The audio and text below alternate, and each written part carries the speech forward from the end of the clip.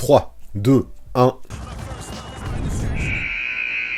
Salut à tous, comment ça va ce mercredi? Ce mercredi, vous avez l'habitude, sur cette chaîne YouTube, c'est le jour des best-of de live Twitch en mode Crystal Ball.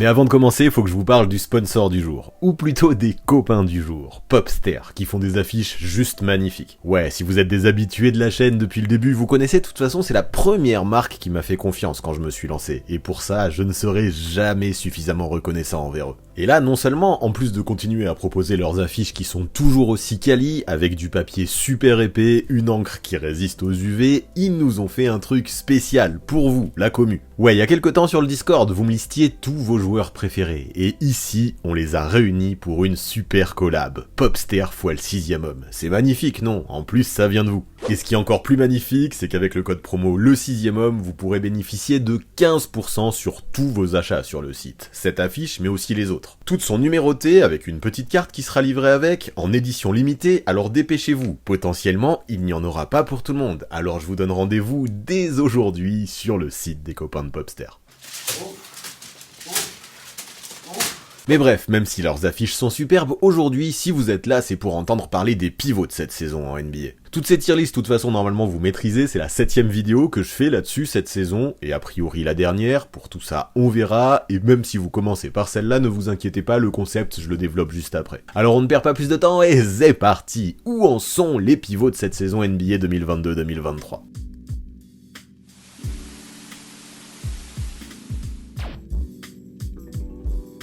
Et voilà, comme prévu, dernier live sur les tiers qui parle des pivots. Et là, le critère, ça a été d'avoir joué au moins 25 matchs et d'avoir un temps de jeu moyenne de 26 minutes. Ça me fait bizarre de pas parler de Robert Williams, de pas parler de Jonas Valanciunas, mais ils jouent pas assez. Ils jouent moins de 25 minutes même pour eux, donc ils étaient même pas en dessous du cut des 25 si j'avais élargi le cut. Pareil, Bobby Portis ne fait pas le cut à quelques secondes près, il est juste un petit peu en dessous des 26 minutes. Mais bon, il a fallu faire des choix. J'ai hésité à descendre le cut à 25 minutes, mais déjà on en a 28, si on passait à 25 minutes et donc qu'on introduisait Bobby Portis, et encore pire si on passait à 24 minutes et qu'on introduisait Robert Williams et Jonas Valanciunas, il y en aurait 7 ou 8 en plus, ça aurait fait un live à 40 personnes, 40 pivots dont il fallait parler, ça aurait fait un déséquilibre avec les autres postes, donc voilà, ça me fait un peu mal au cœur, c'est comme ça, mais bon, il fallait faire une limite pour le cut, et voilà pourquoi il y a des sacrifiés, ça veut pas dire qu'ils sont pas bons, et j'espère qu'on parlera plus d'eux l'an prochain, et voilà, déjà que mes best-of de live durent plus d'1h30 et que ça fait beaucoup pour certains, on va pas abuser, donc on reste comme ça, parce que oui, comme vous pouvez le voir en bas, des joueurs, on en a déjà beaucoup, et limite trop, parce que les pivots, ça va être un des postes où il y a le plus de représentants finalement depuis le début de ces live tiers. Pour les postes, pour savoir qui était pivot et qui ne l'était pas, vous connaissez aussi, j'ai continué à prendre les postes listés sur Basketball Référence, on va continuer comme ça, mais sachez que l'année prochaine, je pense qu'il y aura du changement, il va falloir que je réfléchisse, parce que je les aime bien, Basketball Référence, à chaque fois tout ce qu'ils font c'est assez scientifique, assez statistique, ils se basent sur des analytics, mais je trouve que ça a des limites. Moi je trouve que c'est important de s'en servir de ce site, parce que ça sert de référence pour éviter un débat des postes que je trouve complètement inutile dans la NBA de 2023, tellement plein de joueurs peuvent jouer à plusieurs postes et sont polyvalents, mais ça m'embête parce que malgré cet outil analytique qui se base sur des stats, je trouve qu'il y a quelques incohérences, et en tout cas ça nous choque, parce qu'il y a des joueurs effectivement qui peuvent commencer au poste 4, mais vu qu'ils sont utilisés à plusieurs postes et tout plein de postes pendant le match par leur coach, et bien finalement c'est peut-être au poste de pivot qui joue le plus. Par exemple, on a Triple J, Jaren Jackson Jr. À la base, on le sait tous, c'est un ailier fort, et vraiment c'est un poste 4, qui d'habitude commence aux côtés de Steven Adams, qui lui est le poste 5. Mais voilà, c'est sûrement parce que Steven Adams est absent depuis un moment, on a Jaren Jackson Jr. qui a beaucoup dû occuper le poste 5, et il se retrouve au poste 5. C'était un peu pareil pour Pascal Siakam, qui, on le sait, lui n'est pas du tout un pivot de formation, mais avant l'arrivée de Jakob Poeltl, tellement il y avait de manque au poste 5 à Toronto, il a beaucoup été utilisé pivot. En vrai, moi ça me fait bizarre de mettre ces deux-là parmi les postes 5, même si, finalement, c'est quand même le poste où ils ont été le plus utilisé cette saison. Donc on verra bien comment je ferai l'an prochain. Je sais pas, je trouve que c'est quand même une bonne idée d'utiliser Basketball Référence vu que ça évite le débat. Je trouve ça bien aussi finalement vu qu'on va analyser leur prestation sur cette saison, leur efficacité sur cette saison, et que finalement c'est le poste où ils sont le plus utilisés cette saison, et ça c'est même pas négociable vu que c'est statistique. Je trouve que ça a du sens finalement, mais malgré moi, il y a quand même un côté que je trouve bizarre de les mettre à ce poste alors que c'est pas leur poste naturel. Donc je sais pas encore comment faire, j'ai pas mal d'idées, je sais pas encore laquelle est la meilleure. Si ça se trouve, je continuerai avec Basketball Référence, on a un an pour réfléchir à ça, on verra bien ce qu'on fait. Donc bref, on finit de toute façon, là on garde les postes de Basketball Référence parce qu'on a fait comme ça cette saison et on va finir comme on a commencé. Et comme vous voyez, tous ces pivots que vous voyez en bas, vous voyez tous leur visage, on va les classer selon 5 échelons. Et moi là, je vais vous demander quelque chose, encore plus peut-être pour ce poste que habituellement, ça va être d'être sévère. Sinon, vu les gros noms qu'on a, on va avoir peu de monde en bas et on va avoir des gros embouteillage sur les premiers tiers. Donc moi je pense que l'idéal ce serait de réfléchir à l'avance qui vous voudriez mettre au tier 1 et qui même essayer de prévoir un petit peu vu les visages que vous avez comment vous allez classer tous ces joueurs, parce qu'on le sait et je vais pas donner de nom mais vous imaginez un petit peu de qui je parle, il y a certains pivots qui dominent fort et ce serait dommage qu'ils se retrouvent au même échelon que tout plein d'autres qui dominent bien moins. Ce serait dommage qu'on ait 10 pivots au tier 1 avec un tier 1 qui serait complètement hétérogène. Donc là-dessus de toute façon moi j'aurais pas mon mot à dire, on va faire des sondages, il y aura des votes, c'est à vous de vous gérer. Moi je n'aurai pas le choix que de vous écouter, mais le conseil que je peux vous donner pour qu'on ait un tableau cohérent, c'est de pas hésiter à en mettre certains bien bas pour commencer, peut-être en dessous de ce que vous auriez pensé, en se rappelant que le premier que vous allez classer souvent, ou en tout cas les premiers que vous allez classer, vont servir de repère pour tous les autres. Donc un mauvais classement pour les premiers pourrait fausser tout le reste du tableau. Maintenant il faut aussi savoir que mettre un joueur au tier 5 c'est pas forcément une punition. Bon, vous fiez pas trop au nom, Gods, Crack, Average, pas terrible et Bench, ça c'est vraiment un repère, mais plutôt essayer de retenir le numéro des échelons, 1, 2, 3, 4 ou 5. Et comme je disais, c'est pas parce qu'un mec est au dernier échelon qu'il fait partie des pires joueurs de la ligue. Bien au contraire, un joueur qui est là, c'est qu'il joue déjà au moins 26 minutes, ça veut dire qu'il est bon, il n'y a pas de coach qui fait jouer un joueur 26 minutes a priori s'il est complètement mauvais, c'est déjà cool d'être ici pour pas mal de joueurs, ça montre leur niveau, ça veut dire qu'ils font partie des pivots, en tout cas des 28 pivots qui jouent le plus en NBA, et donc tout ça prouve un minimum leur level à tous ceux qui sont là. Donc ça il faut le retenir, vraiment, pas une punition de mettre quelqu'un au tier 5. Essentiel aussi, mais bon, je sais que vous connaissez, mais il faut le rappeler, de se rappeler que oui, on analyse juste sur la saison en cours. On oublie tout ce qui s'est passé les saisons d'avant, on oublie les attentes aussi qu'on avait, on oublie le salaire, on juge pas un joueur par rapport au salaire ou par rapport aux attentes, on ne le juge pas non plus par rapport au futur ou à son potentiel, on essaye de décontextualiser juste le niveau de cette année par rapport à tous ces éléments venus de l'extérieur qui pourraient un petit peu parasiter le classement, et on juge juste du niveau basket à l'instant T, ce qu'ils apportent sur le terrain, indépendamment de leur salaire, de leurs attentes ou de leur potentiel. Donc voilà, tout le reste on le met de côté. Il y a 28 joueurs à vous présenter, il y a du taf, vous allez les classer, donc on va partir sur un gros live. Sachez aussi que là on va les aborder selon l'ordre croissant de leur temps de jeu moyen. Donc voilà, on va commencer par Christian Wood, on va finir par Pascal Siakam, et on a du pain sur la planche, donc on perd pas plus de temps, let's go. On commence par Christian Wood des Mavericks qui cette saison tourne à 17,8 rebonds, grosso modo, je vais pas donner les dixièmes, 52% au tir et 37% à 3 points. Et j'ai l'impression que ce cher Christian Wood, il nous fait une saison NBA qui est un petit peu en deux parties. En début de campagne, il était clairement considéré comme le meilleur coéquipier de Luka. Moi je me rappelle, il était même dans la course au meilleur 6e homme de l'année. Il était vraiment en train de monter en puissance progressivement. Il a même eu droit à quelques matchs titulaires, parce qu'en début de saison, on avait Jason Kidd qui préférait l'utiliser en tant que 6e homme, mais au fur et à mesure, il s'est retrouvé starter. Mais depuis le All-Star Break, ses minutes sont en chute libre. Alors en chute libre, j'exagère un peu, mais ses minutes diminuent quand même, diminuent de façon conséquente.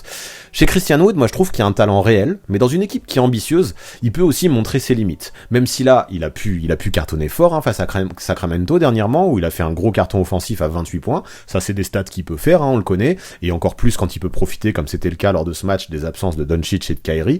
Moi j'ai pas l'impression, c'est peut-être sévère, et puis là je vais beaucoup me baser sur mes sentiments et mes impressions, mais j'ai pas l'impression que ce soit un gars sur qui on peut vraiment compter pour avoir de grosses minutes dans une équipe qui a de réelles ambitions, et Dallas a de réelles ambitions. En fait, moi je trouve que malgré tout son talent, malgré tout ce qu'il peut faire sur un terrain de basket, il y a des choix offensifs chez Christian Wood qui questionnent souvent, et sa présence défensive c'est pareil, elle est assez aléatoire. Bien sûr, si t'as besoin de scoring, si t'as besoin de points, et que tu le laisses jouer librement, que tu le laisses un petit peu en électron libre, il fera le job, il les mettra ses points, il arrivera à créer, il aura le ballon, il prendra même quelques rebonds aussi, mais si tu veux, Une équipe disciplinée, moi c'est ça, je pense qu'il manque de discipline. Donc une équipe sérieuse, ouais, disciplinée, qui fait circuler le ballon, une équipe qui fait pas d'erreur. Mais j'ai l'impression que Wood peut montrer de vraies limites aussi. On a vu, Kidd, notamment dans le Money Time, il semble préférer des gars comme Powell ou Kleber, qui ont peut-être moins de talent de façon intrinsèque, mais qui vont être plus sûrs dans la mesure où tu sais à peu près ce qu'ils vont apporter, ils vont pas faire d'âneries, ils vont peut-être commettre moins de déchets, moins d'erreurs, et surtout qu'ils savent être clutch. Donc peut-être avec un talent moindre, au moins tu sais ce qu'ils auront, et je comprends pourquoi dans le Money Time, Jason Kidd préfère ses joueurs plus sûrs, parce que ces mecs-là, comme Powell ou Kleber, Kleber, de toute façon, on l'a vu il y a pas longtemps comment il a assassiné les Lakers, et ils sauront répondre à leur rôle, et peut-être qu'ils auront en plus de ça moins besoin de la balle pour briller. Ils pourront balancer une ou deux bombes de loin, et ça suffira, en tout cas dans cette équipe de Dallas, pour apporter ce qu'il faut à ce collectif. Après, je veux pas non plus totalement lui jeter la pierre à ce pauvre Christian Wood. C'est quand même un super scoreur, comme je disais, qui sait faire plein de choses, qui a de bonnes mains, qui est très bon pour créer pour lui-même en tant que pivot. C'est assez rare, il a plutôt une bonne adresse de loin en plus, 37% à 3 points, c'est très propre. Comme je disais, j'ai pas du tout de doute sur son talent offensif. Moi, ce qui m'embête, c'est sa discipline, et ça se sent avec ses minutes qui sont en diminution. On voit que Jason Kidd n'est pas forcément fan de son profil, surtout dans les matchs qui comptent là maintenant en fin de saison. Et pour Christian Wood, finalement, pas trop d'hésitation, même s'il y a eu des votes pour 3 échelons différents, il y a eu des votes pour l'échelon 3 et l'échelon 5, vous étiez 12% à l'échelon 3 et 30% à l'échelon 5, mais ce qui domine, c'est le tir fort à 58%. Moi aussi, j'irai de ce côté-là, j'irai du côté des 58% qui le mettent au 4e échelon. Comme je disais, je vais rien rajouter, vous êtes assez d'accord, son talent il est là, mais son irrégularité, ses déchets le pénalisent, donc difficile, parce qu'il a les stats clairement pour viser plus haut que le tir fort, mais malheureusement son impact défensif en dilettante et son côté un petit peu trop aléatoire en attaque quand il est sur le terrain ne lui permet pas de viser plus haut jusque là, donc moi je valide ce tir fort, et je trouve que c'est un bon repère pour la suite. Maintenant, Jakob Poeltl, qui cette saison tourne à 13 points et 9 rebonds, à un peu plus de 63% de réussite de moyenne. Lui, il est arrivé à Toronto, à la deadline, en provenance de San Antonio, et ce qui est cool, c'est que dans une équipe qui ne tanque pas, contrairement aux Spurs, finalement, alors que c'est rare, généralement, on a des plus gros chiffres dans une équipe de fond de tableau, et bien là, aux Raptors, il a réussi à augmenter ses stats, et j'ai trouvé qu'il avait semblé encore gagner de la motivation, alors que déjà, je le trouvais bien actif, malgré le contexte qu'il connaissait à San Antonio. En vrai, moi, je me demandais s'il pouvait garder le même impact en quittant ses Spurs, et c'est le cas du côté des Raptors. Jakob Poeltl, je sais qu'il subit pas mal de moqueries, parce que de temps en temps on a l'impression qu'il a les mains carrées, n'empêche que ça reste un pivot qui est solide des deux côtés du terrain, qui peut protéger le cercle, et même s'il peut pas trop s'écarter en attaque, moi je trouve que près du cercle, il apporte ce qu'il faut, il a quand même un bon sens du jeu en pick and roll, il arrive à proposer des solutions de temps en temps pour mettre ses 12-13 points par match, et puis finalement, si on oublie de temps en temps sa petite maladresse sur certaines actions, moi j'ai l'impression que c'est le meilleur pivot que les Raptors aient eu depuis un bail. Vraiment, j'apprécie ce qu'il apporte de façon globale, j'ai pas envie de le critiquer, même si je sais que dans le chat vous êtes plusieurs à le critiquer, et surtout parce que je trouve que quand il est sur le terrain, du côté de Toronto, en défense, toute l'équipe montre un tout autre visage, les stats défensifs quand Poeltl est sur le terrain augmentent de façon conséquente. C'est fini de se faire plomber dans la raquette face à des pivots plus dominants, même si évidemment il pourra pas résister face aux stars à son poste, à une époque, il y avait les Raptors, quel que soit l'adversaire, ils se faisaient défoncer dans la raquette par les intérieurs adverses. Maintenant, il y a Poeltl qui limite vraiment la casse. Malheureusement, son apport ne suffit toujours pas à Toronto pour gagner régulièrement et avoir de vraies ambitions en vue des playoffs. Encore va-t-il falloir qu'il les fasse, parce qu'ils vont probablement devoir passer par le play-in. Mais je trouve que, personnellement, dans son rôle et dans son style de bûcheron un peu et de gros défenseur, j'ai pas énormément de choses à lui reprocher, et je trouve que Jakob Poeltl est un joueur très correct, qui fait du bien à Toronto, à un poste où il y avait pas mal de besoins. Concernant Jakob Poeltl, pas trop d'hésitation, encore moins que pour Christian Wood, parce que lui c'est un 70% de tir fort, donc pas d'hésitation, vraiment, on le met à cet échelon numéro 4, déjà aux côtés de Christian Wood. J'ai peur qu'on ait pas beaucoup de tir 5, vu qu'on commence par les mettre au tir fort, mais j'avoue que ce serait sévère de mettre ces deux gars à l'échelon numéro 5. Vous étiez 17% à vouloir mettre Poeltl plus haut au tir 3, ça je trouve que, vu tous les noms qu'on va aborder ensuite, c'est trop haut un tir 3 pour Poeltl, et vous étiez 13% au tir 5, pourquoi pas, mais ça aurait pu s'entendre au tir 5, Jakob Poeltl, c'est des choses tellement différentes qu'il apporte de Wood. Non, moi je pense que si on avait mis Poeltl au 5, il aurait sûrement fallu mettre Wood au 5 aussi, parce que Wood apporte des choses en attaque que Poeltl ne fait pas, mais défensivement c'est l'inverse. Donc moi ça me va de les avoir au même échelon. Vous avez choisi de les mettre au 4, donc ça nous servira de repère pour la suite. On reste comme ça. Je valide ce Jakob Poeltl des Raptors au tir fort. Maintenant, voilà Youssouf Nourkic. Je parlais de bûcheron juste avant avec Paul Dull, et je trouve qu'avec Youssouf Nourkic, on a encore un beau spécimen dans le genre, au moins physiquement quoi.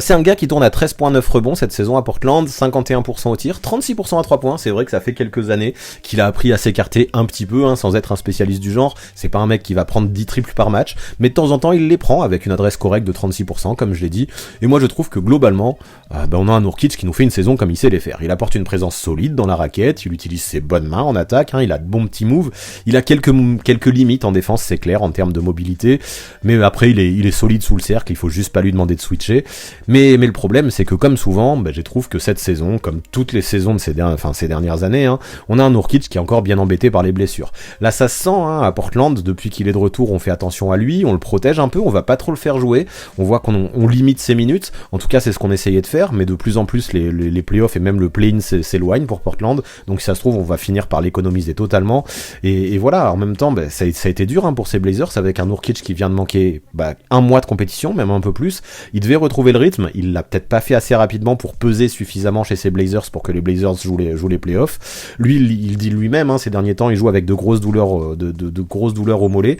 ça fait de la peine, mais malheureusement ça va pas servir d'excuse aujourd'hui, même si c'est compliqué de le juger à cause de ça. Voilà, grosso modo, pas grand chose à dire de plus sur Nourkic, hein. Nourkic on le connaît, il fait du Nourkic en gros cette saison, avec ses qualités, ses défauts, mais aussi malheureusement ses blessures. Pour Nourkic, ça va aller vite encore, parce que vous êtes 68% à le mettre au tir fort. Bon, vous étiez 9% à le mettre au tir 3, ça je trouve ça clairement trop élevé pour un Youssouf Nourkic. Vous étiez par contre 12% à le mettre au tir 5. Et je comprends les hésitations en vrai, hein. Moi aussi j'aurais hésité entre le 4 et le 5, j'aurais probablement voté 4. Parce que pour le talent et pour la faculté à s'écarter qu'il a, oui, il peut mériter un échelon 4, hein, pour les bonnes mains et les moves qu'il a. Maintenant, voilà, sa défense un petit peu compliquée, son manque de mobilité, ça nuit un petit peu à tout ça, mais pour moi, même sur le talent et ce qu'il apporte, ça méritait quand même un échelon 4. Par contre, moi, ce qui m'embête, c'est ses blessures. Alors maintenant, il a pas manqué non plus les 3/4 de la saison, il a manqué qu'un mois de compétition, donc on va pas être trop sévère là-dessus, donc voilà pourquoi l'échelon 4, ça me va. Mais vraiment, moi, ces blessures m'auraient fait hésiter avec un tier 5, et je comprends tout à fait ceux qui ont voté le tier 5, ça veut dire que vous avez été plus sévère que moi et peut-être plus sévère que certains avec les blessures, et je trouve que ça a du sens parce que c'est aussi une sorte de qualité de réussir à rester en bonne santé, et malheureusement Nourkic ça fait quand même des années qu'il n'arrive pas à rester en bonne santé, et du coup on a l'impression qu'il stagne, voire qu'il régresse un peu ces dernières saisons, et c'est un petit peu dommage concernant Youssouf Nourkic, même si évidemment ces dernières saisons ne rentrent pas en compte dans notre vote d'aujourd'hui. Maintenant, Clint Capela des Atlanta Hawks, qui cette saison tourne à un joli double-double, à 12 points et 11 rebonds, et 64% de réussite au tir. Capela, on en parle peu cette saison, et je comprends un petit peu, hein, parce qu'il est assez discret, je trouve qu'il est victime de la saison assez décevante des Hawks globalement, et sûrement aussi de la mésentente sur le terrain qui a eu lieu pendant une bonne partie de la saison entre les arrières, hein, des jeunes Murray et Trae Young, notamment du temps de Macmillan, même si les choses ne sont pas tout à fait réglées actuellement avec Quinn Snyder. Lui, on le sait, offensivement, c'est surtout un joueur de pick and roll, mais quand en attaque, il voit que peu de systèmes et peu d'utilisation de ce pick and roll avec beaucoup d'enchaînements en isolation et en 1 contre 1, c'est souvent difficile pour lui de trouver cette place dans les systèmes offensifs. Lui, forcément, il est surtout utilisé en bout de chaîne ou sur des rebonds offensifs ou des claquettes, hein, des putbacks qui peuvent finir en dunk, et c'est dommage parce que vraiment en pick and roll, on l'a vu il y a 2 ans, quand il joue avec un Trae Young qui le cherche constamment, il peut faire des dégâts. Donc voilà, cette année, il souffre un petit peu de ça, donc il se rend aussi un petit peu moins disponible sur pick and roll, hein. On va pas accuser que les arrières de lui donner moins la balle et que le système d'Atlanta, même si ça joue, c'est aussi à lui de se rendre disponible, mais peu importe, pour moi ça reste quand même un bon joueur qui quand même arrive à compenser cet impact aléatoire offensivement par une grosse défense où toujours je trouve qu'il a un gros rôle à Atlanta. Avec son physique il protège bien la peinture, même si c'est pas le plus mobile du monde, il est pas non plus zéro dans le domaine, il arrive quand même à bouger son physique aussi, et avec son expérience aussi, moi ce que j'apprécie c'est que ça reste un joueur qui communique beaucoup, qui place un petit peu ses gars, qui joue un petit peu le rôle de capitaine de la défense, hein, dans une équipe d'Atlanta qui a vraiment besoin de présence défensivement, tout en faisant le ménage au rebond. Donc c'est déjà ça, un tourné en double-double de moyenne, ça reste propre. Et c'est nécessaire de toute façon dans le basket, ce genre de gars qui font le sale boulot, qui vont pas trop se montrer en attaque, mais qui vont faire plein de petites choses qui sont utiles. Donc lui aussi, par contre, il a connu une blessure, lui aussi, hein, au mollet, comme Nourkic, et comme je disais, malheureusement, le scoring, c'est compliqué, même si 12 points, c'est pas catastrophique, mais il est trop limité pour créer et pas assez servi offensivement pour marquer beaucoup de points, moins, mais après voilà, comme je disais, il fera sa place en étant une espèce de cible sur les passes lobées et les alley-oop, et puis en parallèle, en défense, il fera son taf, donc c'est déjà ça. Donc même si j'ai pas l'impression, pour l'instant actuellement, on pouvait se dire qu'avec le changement de coach, ça allait changer le jeu d'Atlanta, pour l'instant, j'ai pas l'impression que l'arrivée de Quinn Snyder le responsabilise beaucoup plus, peut-être même au contraire, je pense que les Hawks ont quand même besoin d'un pivot comme lui, et son costume, même s'il est limité, je trouve qu'il le remplit plutôt bien vu le contexte, le Suisse Clint Capela. Pour Capela, pas trop d'hésitation non plus, et vous le mettez à l'échelon 3 à 68%, et moi je trouve que ça s'entend qu'il soit devant les 3 du dessous. Vous étiez 27% à le mettre à l'échelon 4, pourquoi pas, peut-être que le fait qu'il score pas assez vous influence là-dedans, mais pour moi son double-double avec une grosse efficacité tout en connaissant son rôle des deux côtés du terrain, ça mérite d'être classé au-dessus des autres, et vous étiez 2% à le mettre au tir 2 et 2% au tir 5, ça pour moi je trouve que c'est trop extrême. En vrai, moi je vous avais demandé d'être sévère, et plus ça va, plus je me dis peut-être que ces 3-là auraient mérité d'être au tir 5, et peut-être que Capela aurait mérité d'être au tir 4. Mais peu importe, on a commencé comme ça, vous avez mis cela au tir 4, et je trouve ça plutôt cohérent de mettre Capela au-dessus des autres, donc ouais, moi ça me va finalement, vu que les premiers servent de repère aux autres, je trouve ça logique, vu comment a commencé ce tableau, de mettre Capela au-dessus, à l'échelon numéro 3. Ok, enchaînons par Steven Adams, encore, malheureusement c'est souvent au poste 5, un pivot qui est bien embêté par les blessures cette saison. Et en même temps, ces grandes carcasses qui font souvent plus de 2m10, c'est pas facile, on le sait, surtout qu'en plus ils font souvent plus de 110 kg, de les maintenir en bonne santé sur un marathon de 82 matchs. Et là, on a le Néo-Zélandais qui fait pas exception. Cette année, il tourne à 9 points, 11 rebonds, à 60% de réussite au shoot, mais le problème c'est qu'il a pas joué depuis fin janvier, et a priori, il devrait pas revenir avant les playoffs. C'est dommage, parce que même s'il a de vraies limites offensives, et que à part s'il est très très bien servi en tout bout de chaîne, il scorera quasi jamais, même s'il sait très bien se positionner au dunker spot pour se faire oublier et finir près du cercle, il apporte à Memphis sa dureté, sa combativité, mais aussi sa voix et son leadership, des éléments, notamment le leadership, je trouve, qui sont essentiels dans cette jeune équipe des Grizzlies, qui a absolument besoin de vétérans, et la situation de Ja Morant, dont on a déjà parlé récemment dans un Hot React, ne va pas nous faire dire le contraire. En défense, Adams, ce qui est appréciable, c'est que c'est un mec qui connaît très bien son rôle, là encore, qui sait comment gêner, sait comment se placer en vieux roublard pour être une espèce de plaie pour ses adversaires, et en attaque, même s'il score pas beaucoup et qu'il va avoir peu le ballon, j'aime aussi comment il peut faciliter le jeu grâce à ses gros écrans. Dans la ligue, je pense qu'il y a personne qui a envie de se prendre un écran dans la face de la part de Steven Adams. Lui, il a aucun mal à faire le sale boulot, au contraire, c'est vraiment son truc, il semble kiffer faire ça avec son espèce de physique de viking, je parle de bûcheron et de viking aujourd'hui, vous allez voir, il y en a plein, je pense qu'on va employer ces termes pour pas mal de pivots aujourd'hui, et ok, finalement, ça peut paraître un petit peu limité comme apport, mais encore une fois, moi je trouve que c'est un joueur de rôle, et le rôle qu'on lui demande d'endosser, il le remplit très bien, en étant également très bon au rebond offensif, et en apportant énormément de secondes chances à ses coéquipiers. Donc ce rôle-là, il se voit pas dans les stats, n'empêche que sur le terrain, je trouve qu'il est essentiel chez ces Grizzlies, et ça se voit, depuis qu'il est plus là, on a une équipe de Memphis qui galère beaucoup plus à remporter des matchs de façon régulière, et je suis persuadé que son absence à Steven Adams, elle est pas étrangère à ça. Pour Steven Adams, vous êtes 59% à l'avoir mis au tir fort, donc un de plus qui vient rejoindre cet échelon numéro 4, vous étiez 30% à le mettre au tir 3, et après j'ai vu qu'il y avait eu des misclics aussi, mais bon, c'est comme ça, mais du coup ça fait que vous étiez 7% à le mettre à l'échelon 2, 2% à l'échelon 1 et 2% à l'échelon 5, je sais pas où sont les misclics, sûrement ceux de l'échelon 1, mais peu importe, en tout cas, là on a un Steven Adams qui se retrouve à l'échelon 4. Moi en vrai, avec ses qualités et avec tout ce qu'il apporte dans une équipe qui domine la conférence Ouest, j'aurais eu envie de le mettre à l'échelon 3 et j'aurais vraiment été en galère si j'avais dû voter entre l'échelon 3 et l'échelon numéro 4. Mais je pense que j'aurais fini par faire comme vous, parce que pour moi il a pas joué assez de matchs pour être à l'échelon 3, malgré toute l'importance qu'il a chez ces Grizzlies. En vrai, s'il avait joué plus de matchs, j'avais vraiment aucun souci à le mettre au même échelon que Capela. Pour moi, c'est pas forcément le même genre de joueur exactement, mais en termes d'apport de joueurs de l'ombre et qui sont essentiels à leur équipe, vraiment, je trouve que Steven Adams, il est au moins aussi important, voire peut-être même plus important que Capela, en tout cas dans une équipe qui gagne plus. Donc voilà pourquoi moi j'aurais aimé le mettre à l'échelon 3, mais je comprends, il a pas joué depuis fin janvier, et ça fait trop longtemps qu'on l'a pas vu, et ses blessures gâchent un petit peu sa saison. Donc en vrai, c'est un peu un crève-cœur, mais peut-être que moi aussi je l'aurais mis à l'échelon 4. J'aurais vraiment hésité, j'ai eu du mal à me décider, mais quoi qu'il en soit, je me fie à vos votes, donc Steven Adams finit à l'échelon 4. On enchaîne avec Mitchell Robinson des Knicks. Et alors que cette saison, moi je trouve qu'il y a pas mal de choses qui roulent plutôt bien à New York, on a un Mitchell Robinson qui, comme souvent, c'est devenu un petit peu une habitude avec lui, a fait comprendre via les réseaux sociaux qu'il était très mécontent de son rôle. Cette saison, on a un joueur qui tourne à 7 points, 9 rebonds et 69% au tir, donc même si ses stats sont pas folles, il reste efficace, et on l'a vu, il reproche plus ou moins indirectement à ses coéquipiers de ne pas lui donner assez la balle.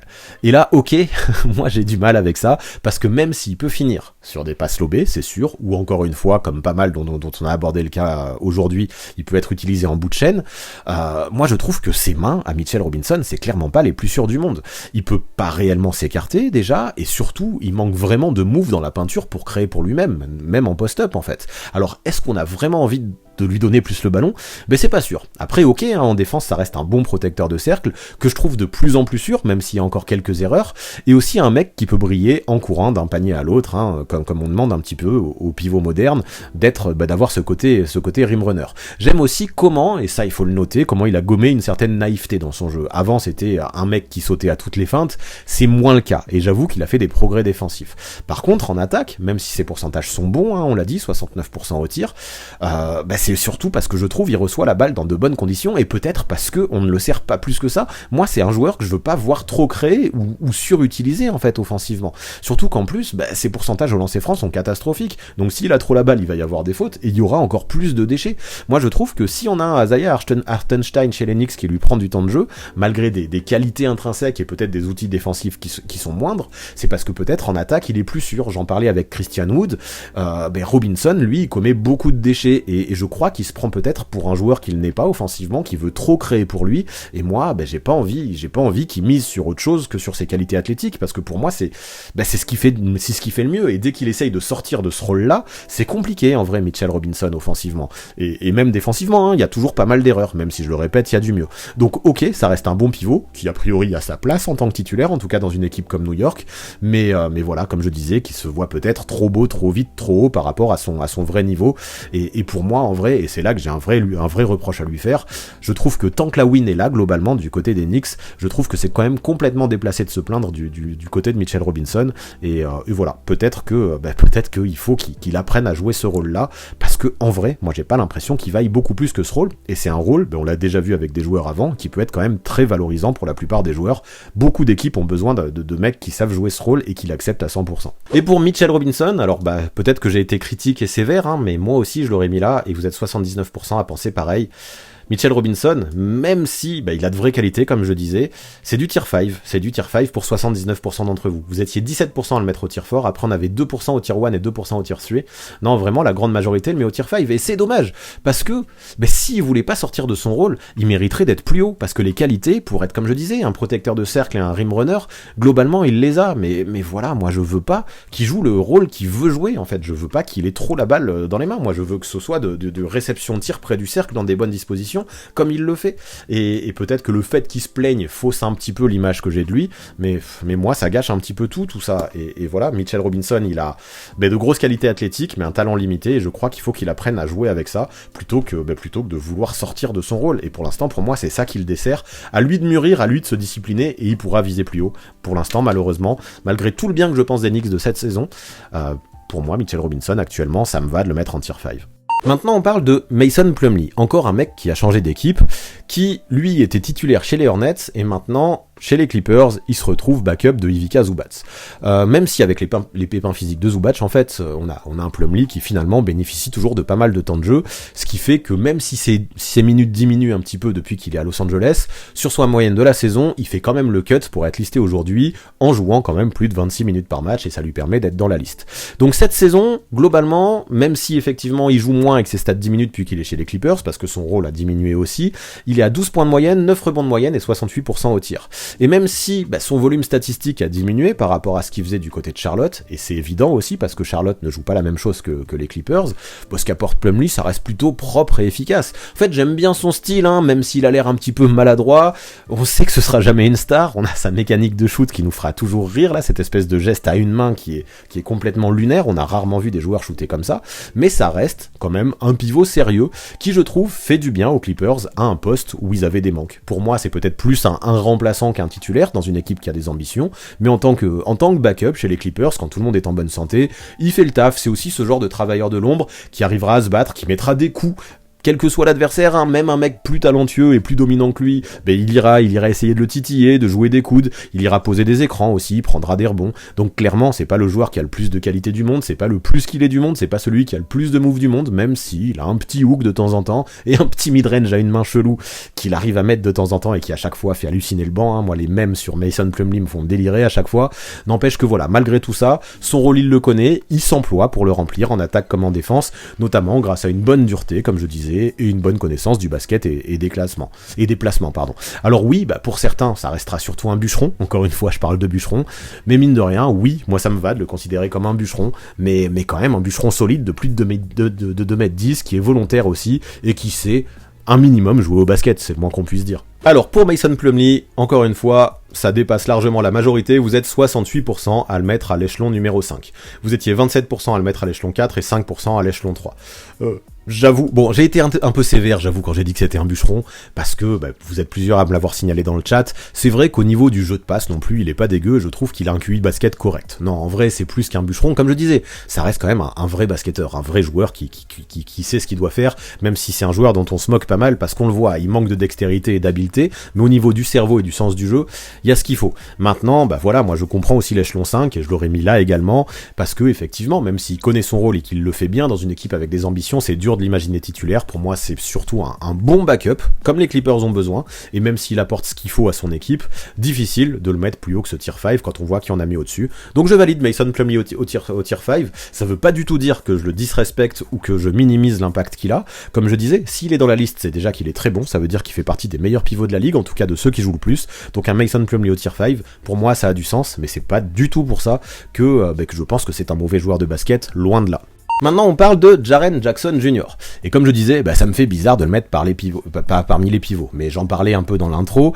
Finalement, avec la longue blessure de Steven Adams, on a un Triple J qui est de plus en plus obligé d'occuper ce poste, même si c'est pas son poste naturel. Et c'est pour ça que sur les analytics et sur le temps joué, Basketball Référence le classe parmi les postes 5. Donc c'est comme ça, hein, de toute façon, on juge sur cette saison. Et si cette saison, il est plus utilisé au poste 5 qu'à son poste naturel qu'est le poste 4, c'est finalement assez logique de le retrouver ici, malgré le fait qu'il puisse y avoir largement débat, et ça je pourrais le comprendre. Mais bon, je pense qu'on a pas de temps à perdre avec ça, et moi ce que je vais retenir c'est qu'il fait quand même une belle saison statistiquement, à 17 points de moyenne, 7 rebonds, 49% au shoot au global et 35% à 3 points. Déjà, c'est une belle ligne de stats, même si c'est vrai que pour un intérieur, et encore plus pour un intérieur utilisé au poste 5, c'est un joueur qui prend peu de rebonds. Mais peu importe, parce que je trouve que son impact à Jaren Jackson Jr., il se voit au-delà des chiffres, même si pour la deuxième année de suite, de toute façon, là il fait des chiffres au niveau des contres, parce que il a joué suffisamment de matchs, et voilà, avec plus de 3 contres par match, c'est juste le meilleur contreur de la NBA et qui remplit tous les critères pour être dans le classement. Et de toute façon, s'il en est là, c'est que c'est un expert défensif. Alors oui, déjà en attaque, c'est clair que c'est pas un manchot, c'est un mec qui peut créer. Alors j'ai entendu dire parfois, je trouve qu'il y a de l'abus quand j'entends dire qu'il a des qualités d'arrière, j'irai pas jusque là. N'empêche que pour un pivot, il sait dribbler, il sait créer, il peut s'écarter aussi, il est très athlétique, il saute très haut, et puis en plus de ça, il a quand même de bons petits moves balle en main qui sont bien plus développés que la plupart des intérieurs. Moi je parlais d'un Mitchell Robinson justement qui manquait de moves, Jaren Jackson Jr. en termes de moves c'est le jour et la nuit contrairement à Mitchell Robinson. Mais surtout moi Triple J, je veux parler de lui sur sa défense, parce que là-dessus c'est un vrai monstre. On a un gars qui est grand, qui est long, qui saute très haut comme je disais, et surtout qui est aussi très vif et très mobile. Aujourd'hui il fait partie des favoris pour remporter le trophée de Deepoy, et c'est pas un hasard, moi je trouve qu'il mérite d'être parmi les favoris. Donc maintenant, malgré tout ce talent, c'est vrai qu'en attaque on aimerait que de temps en temps il puisse capitaliser mieux sur ses touches de balle, quand il a la balle entre les mains, qu'il essaye de même s'il s'est créé pour lui, peut-être qu'on voudrait qu'il le fasse à meilleur escient en tout cas, et qu'il puisse plus prendre les matchs à son compte parce qu'il en est capable. Moi je pensais qu'avec l'absence de Morant là qui était suspendu, il pourrait vraiment montrer beaucoup plus son talent offensif, mais en vrai ça n'a pas été non plus énormément le cas. Globalement, je trouve que Morant ou pas, il a toujours été égal à lui-même offensivement, avec du talent c'est sûr, mais toujours quelques erreurs dans la lecture de jeu et la prise de décision. Le problème en fait, moi je trouve avec Jaren Jackson Jr., c'est l'irrégularité de son tir, parce que de temps en temps il compte un peu trop dessus, il s'écarte un peu, et du coup quand ça rentre pas dedans, ça joue aussi sur la régularité de son impact offensif. Lui qui peut faire des matchs à 25 points ou à plus de 25 points et d'autres à moins de 10 points. Donc cette irrégularité elle est là, malgré son talent qui lui permet d'avoir de vrais flashs offensifs, mais je pense que pour se développer et pour passer au niveau supérieur en attaque, la constance pour Triple J comme on dit, ce sera la clé, même si évidemment ça on va pas non plus le juger que sur son attaque, parce que son apport est immense confiance globalement chez ces Grizzlies, rien que parce que par son impact défensif et ce talent qu'il a de ce côté-là du terrain et sur la façon d'utiliser des outils qui sont déjà impressionnants. Alors, pour Triple J, Jaren Jackson Jr., eh bien c'est le premier qu'on va mettre au tier 2. Vous êtes 58% à le mettre au tier 2, vous étiez 40% à le mettre au tier 3. Je comprends les hésitations entre les deux tiers, mais pour moi, défensivement c'est le niveau au-dessus de Capella, offensivement il est bien au-dessus de Capella, donc franchement oui, je l'aurais mis au-dessus de Capella moi aussi. Vous étiez 2% à le mettre au-dessus du tier 4, ça j'ai du mal à comprendre. Non, pour moi ça se jouait entre le 2 et le 3, mais quand on voit ce qui a déjà été fait, je trouve qu'une place au tier 2 lui va bien. Comme j'ai lu dans le chat, c'est vrai, hein, on sous-estime aussi ce qu'il peut faire balle en main, il a un bon jab step, le problème c'est cette irrégularité en attaque, mais le potentiel et le talent est là. Le potentiel, comme je disais, on juge pas dessus, mais voilà, il a de vrais moves, de vraies capacités, une vraie dextérité, une vraie habileté. Peut-être qu'il peut encore progresser en défense en évitant de prendre des fautes trop vite et trop bêtes. Ça c'est Chouche qui le disait et je suis totalement d'accord avec ça. C'est encore là où il peut faire des progrès et pour l'instant faudra voir où est-ce qu'il se situe par rapport aux autres qui seront au tier 2. Mais quand on voit ce qu'on a fait jusque là avec les différents échelons, moi ça me va de le mettre au-dessus de Capella, clairement, Jaren Jackson Jr. Maintenant, Kelly Olynyk. Le Jazz, après un début de saison sur les chapeaux de roue, où on parlait beaucoup d'eux, et bien finalement on les évoque beaucoup moins depuis le All-Star Break, et pourtant ils sont encore dans la course au play-in en vrai, même si c'est vrai que c'est moins transcendant que ce qu'ils faisaient en début d'exercice. Mais même quand on en parlait, en vrai, on se rend compte que tous les projecteurs étaient braqués sur Lauri Markkanen, qui est favori pour le trophée de MIP, ou en tout cas qui fait partie des favoris, et c'est aussi normal. On parlait peu de Olynyk. Et pourtant, moi je trouve que dans l'ombre, le Kelly, il fait quand même de belles choses cette saison. Alors il tourne à 12 points, 6 rebonds, 3 passes, 50% au tir et 40% de loin, c'est pas des stats ouf, notamment au rebond, et oui, c'est vrai que c'est pas forcément marquant si on parle que de chiffres. Déjà, on pourrait le croire aussi quand on le regarde, le Kelly Olynyk, j'aime beaucoup parler de bûcheron aujourd'hui, et bien avec son physique, on pourrait croire que c'est un gros bûcheron. Et pourtant, moi je trouve qu'il est très loin de cette image-là. Et finalement, ça lui est même reproché de temps en temps. On aimerait qu'il soit un petit peu plus dur et un petit peu plus bûcheron. Aussi bien en attaque qu'en défense, c'est un joueur qui peut fuir le contact et qui se contente bien souvent d'envoyer des shoots de loin ou à mi-distance. Pareil, comme je disais, au rebond, ses chiffres sont décevants parce que c'est pas un mec qui va beaucoup au combat. Tout ça, ça joue contre lui. Pourtant, moi j'apprécie pas mal de choses chez Kelly Olynyk, et notamment son gros sens du collectif. C'est un joueur qui a un vrai QI basket, et pour moi, à Utah, en attaque, alors en défense un peu moins, mais en attaque, il joue le rôle du ciment, un peu, cette espèce de liant qui va permettre à l'équipe de toujours avoir un jeu à peu près constant. C'est un gars qui crée des espaces aux autres, en faisant sortir les pivots qui défendent sur lui de la raquette, qui offre pas mal d'opportunités aussi, toujours en termes de spacing, en jouant très bien le pick and pop, et qui peut aussi être également très utile dans la circulation du ballon, grâce à une bonne lecture du jeu, et grâce à un bon sens de la passe. Ajoutons à ça qu'il peut, alors c'est pas du tout un expert, mais il peut à minima créer pour lui, et je trouve qu'il a quand même une panoplie offensive qui est intéressante, tant elle oblige les défenses adverses à se focus au moins un minimum sur lui, sinon elles prennent des shoots de loin et des fléchettes que Kelly Olynyk est tout à fait capable d'envoyer. Après, bien sûr, sa défense est très moyenne, parce que sa mobilité questionne, et parce qu'il n'utilise sûrement pas assez, encore une fois, ses 2m11 et ses 108 kg pour jouer plus dur et plus physique. Néanmoins, je note quand même des progrès ces dernières saisons dans ses placements et dans son anticipation aussi, qui lui permettent, alors peut-être pas de faire le taf autant qu'on aimerait, mais de pas être non plus complètement un trou noir. N'empêche que, voilà, au vu de ce qu'il apporte offensivement au moins, et puis de ce QI basket et cette science du jeu, je trouve que c'est pas mal d'en parler positivement globalement de ce Kelly Olynyk, avec ses qualités, mais aussi avec ses failles. Et donc pour Kelly Olynyk, pareil, encore une fois, pas trop d'hésitation pour l'instant, depuis le début du live, il n'y a pas trop de discussion. Vous êtes à peu près tous d'accord, vous êtes 66% à le mettre au tier 5, vous étiez 32% à le voir au-dessus au tier 4, et 2% au tier 3. Pour moi, tier 3, c'est pas possible, en tout cas c'est trop haut pour un Kelly Olynyk. J'aurais vraiment hésité entre le tier 4 et le tier 5 également. Peut-être qu'il prend pas assez de rebonds et peut-être qu'il est pas assez dur pour viser le tir fort. Je sais pas, pour moi c'est un tir 4,5. Franchement, je trouve meilleur que Mitchell Robinson et que Mason Plumlee, mais peut-être en dessous de tous ceux qu'on a mis au tir fort. Peut-être que j'aurais mis au tir. Moi, si j'avais voté, je pense que j'aurais quand même mis au tir fort, mais je trouve que tir 5 ça s'entend complètement, donc je vais pas faire mon relou, j'accepte votre vote au tir 5 et ça me va bien de le mettre là aussi. En plus, ça équilibre, ça met des joueurs un petit peu plus partout. En vrai, c'est un bon échelon 4,5, je trouve, Kelly Olynyk, pour conclure là-dessus. Maintenant, Isaiah Stewart, et au rayon des pivots blessés, en voilà voilà un de plus qu'on verra plus sur les parquets cette saison, parce que en raison d'un pépin à l'épaule, on a Isaiah Stewart, ça y est, c'est officiel, ne reviendra plus sur les parquets cette année. Donc du côté des Pistons, sa saison est terminée, comme je disais, et il termine à 11,8 rebonds, à 44% au tir et 33% à 3 points.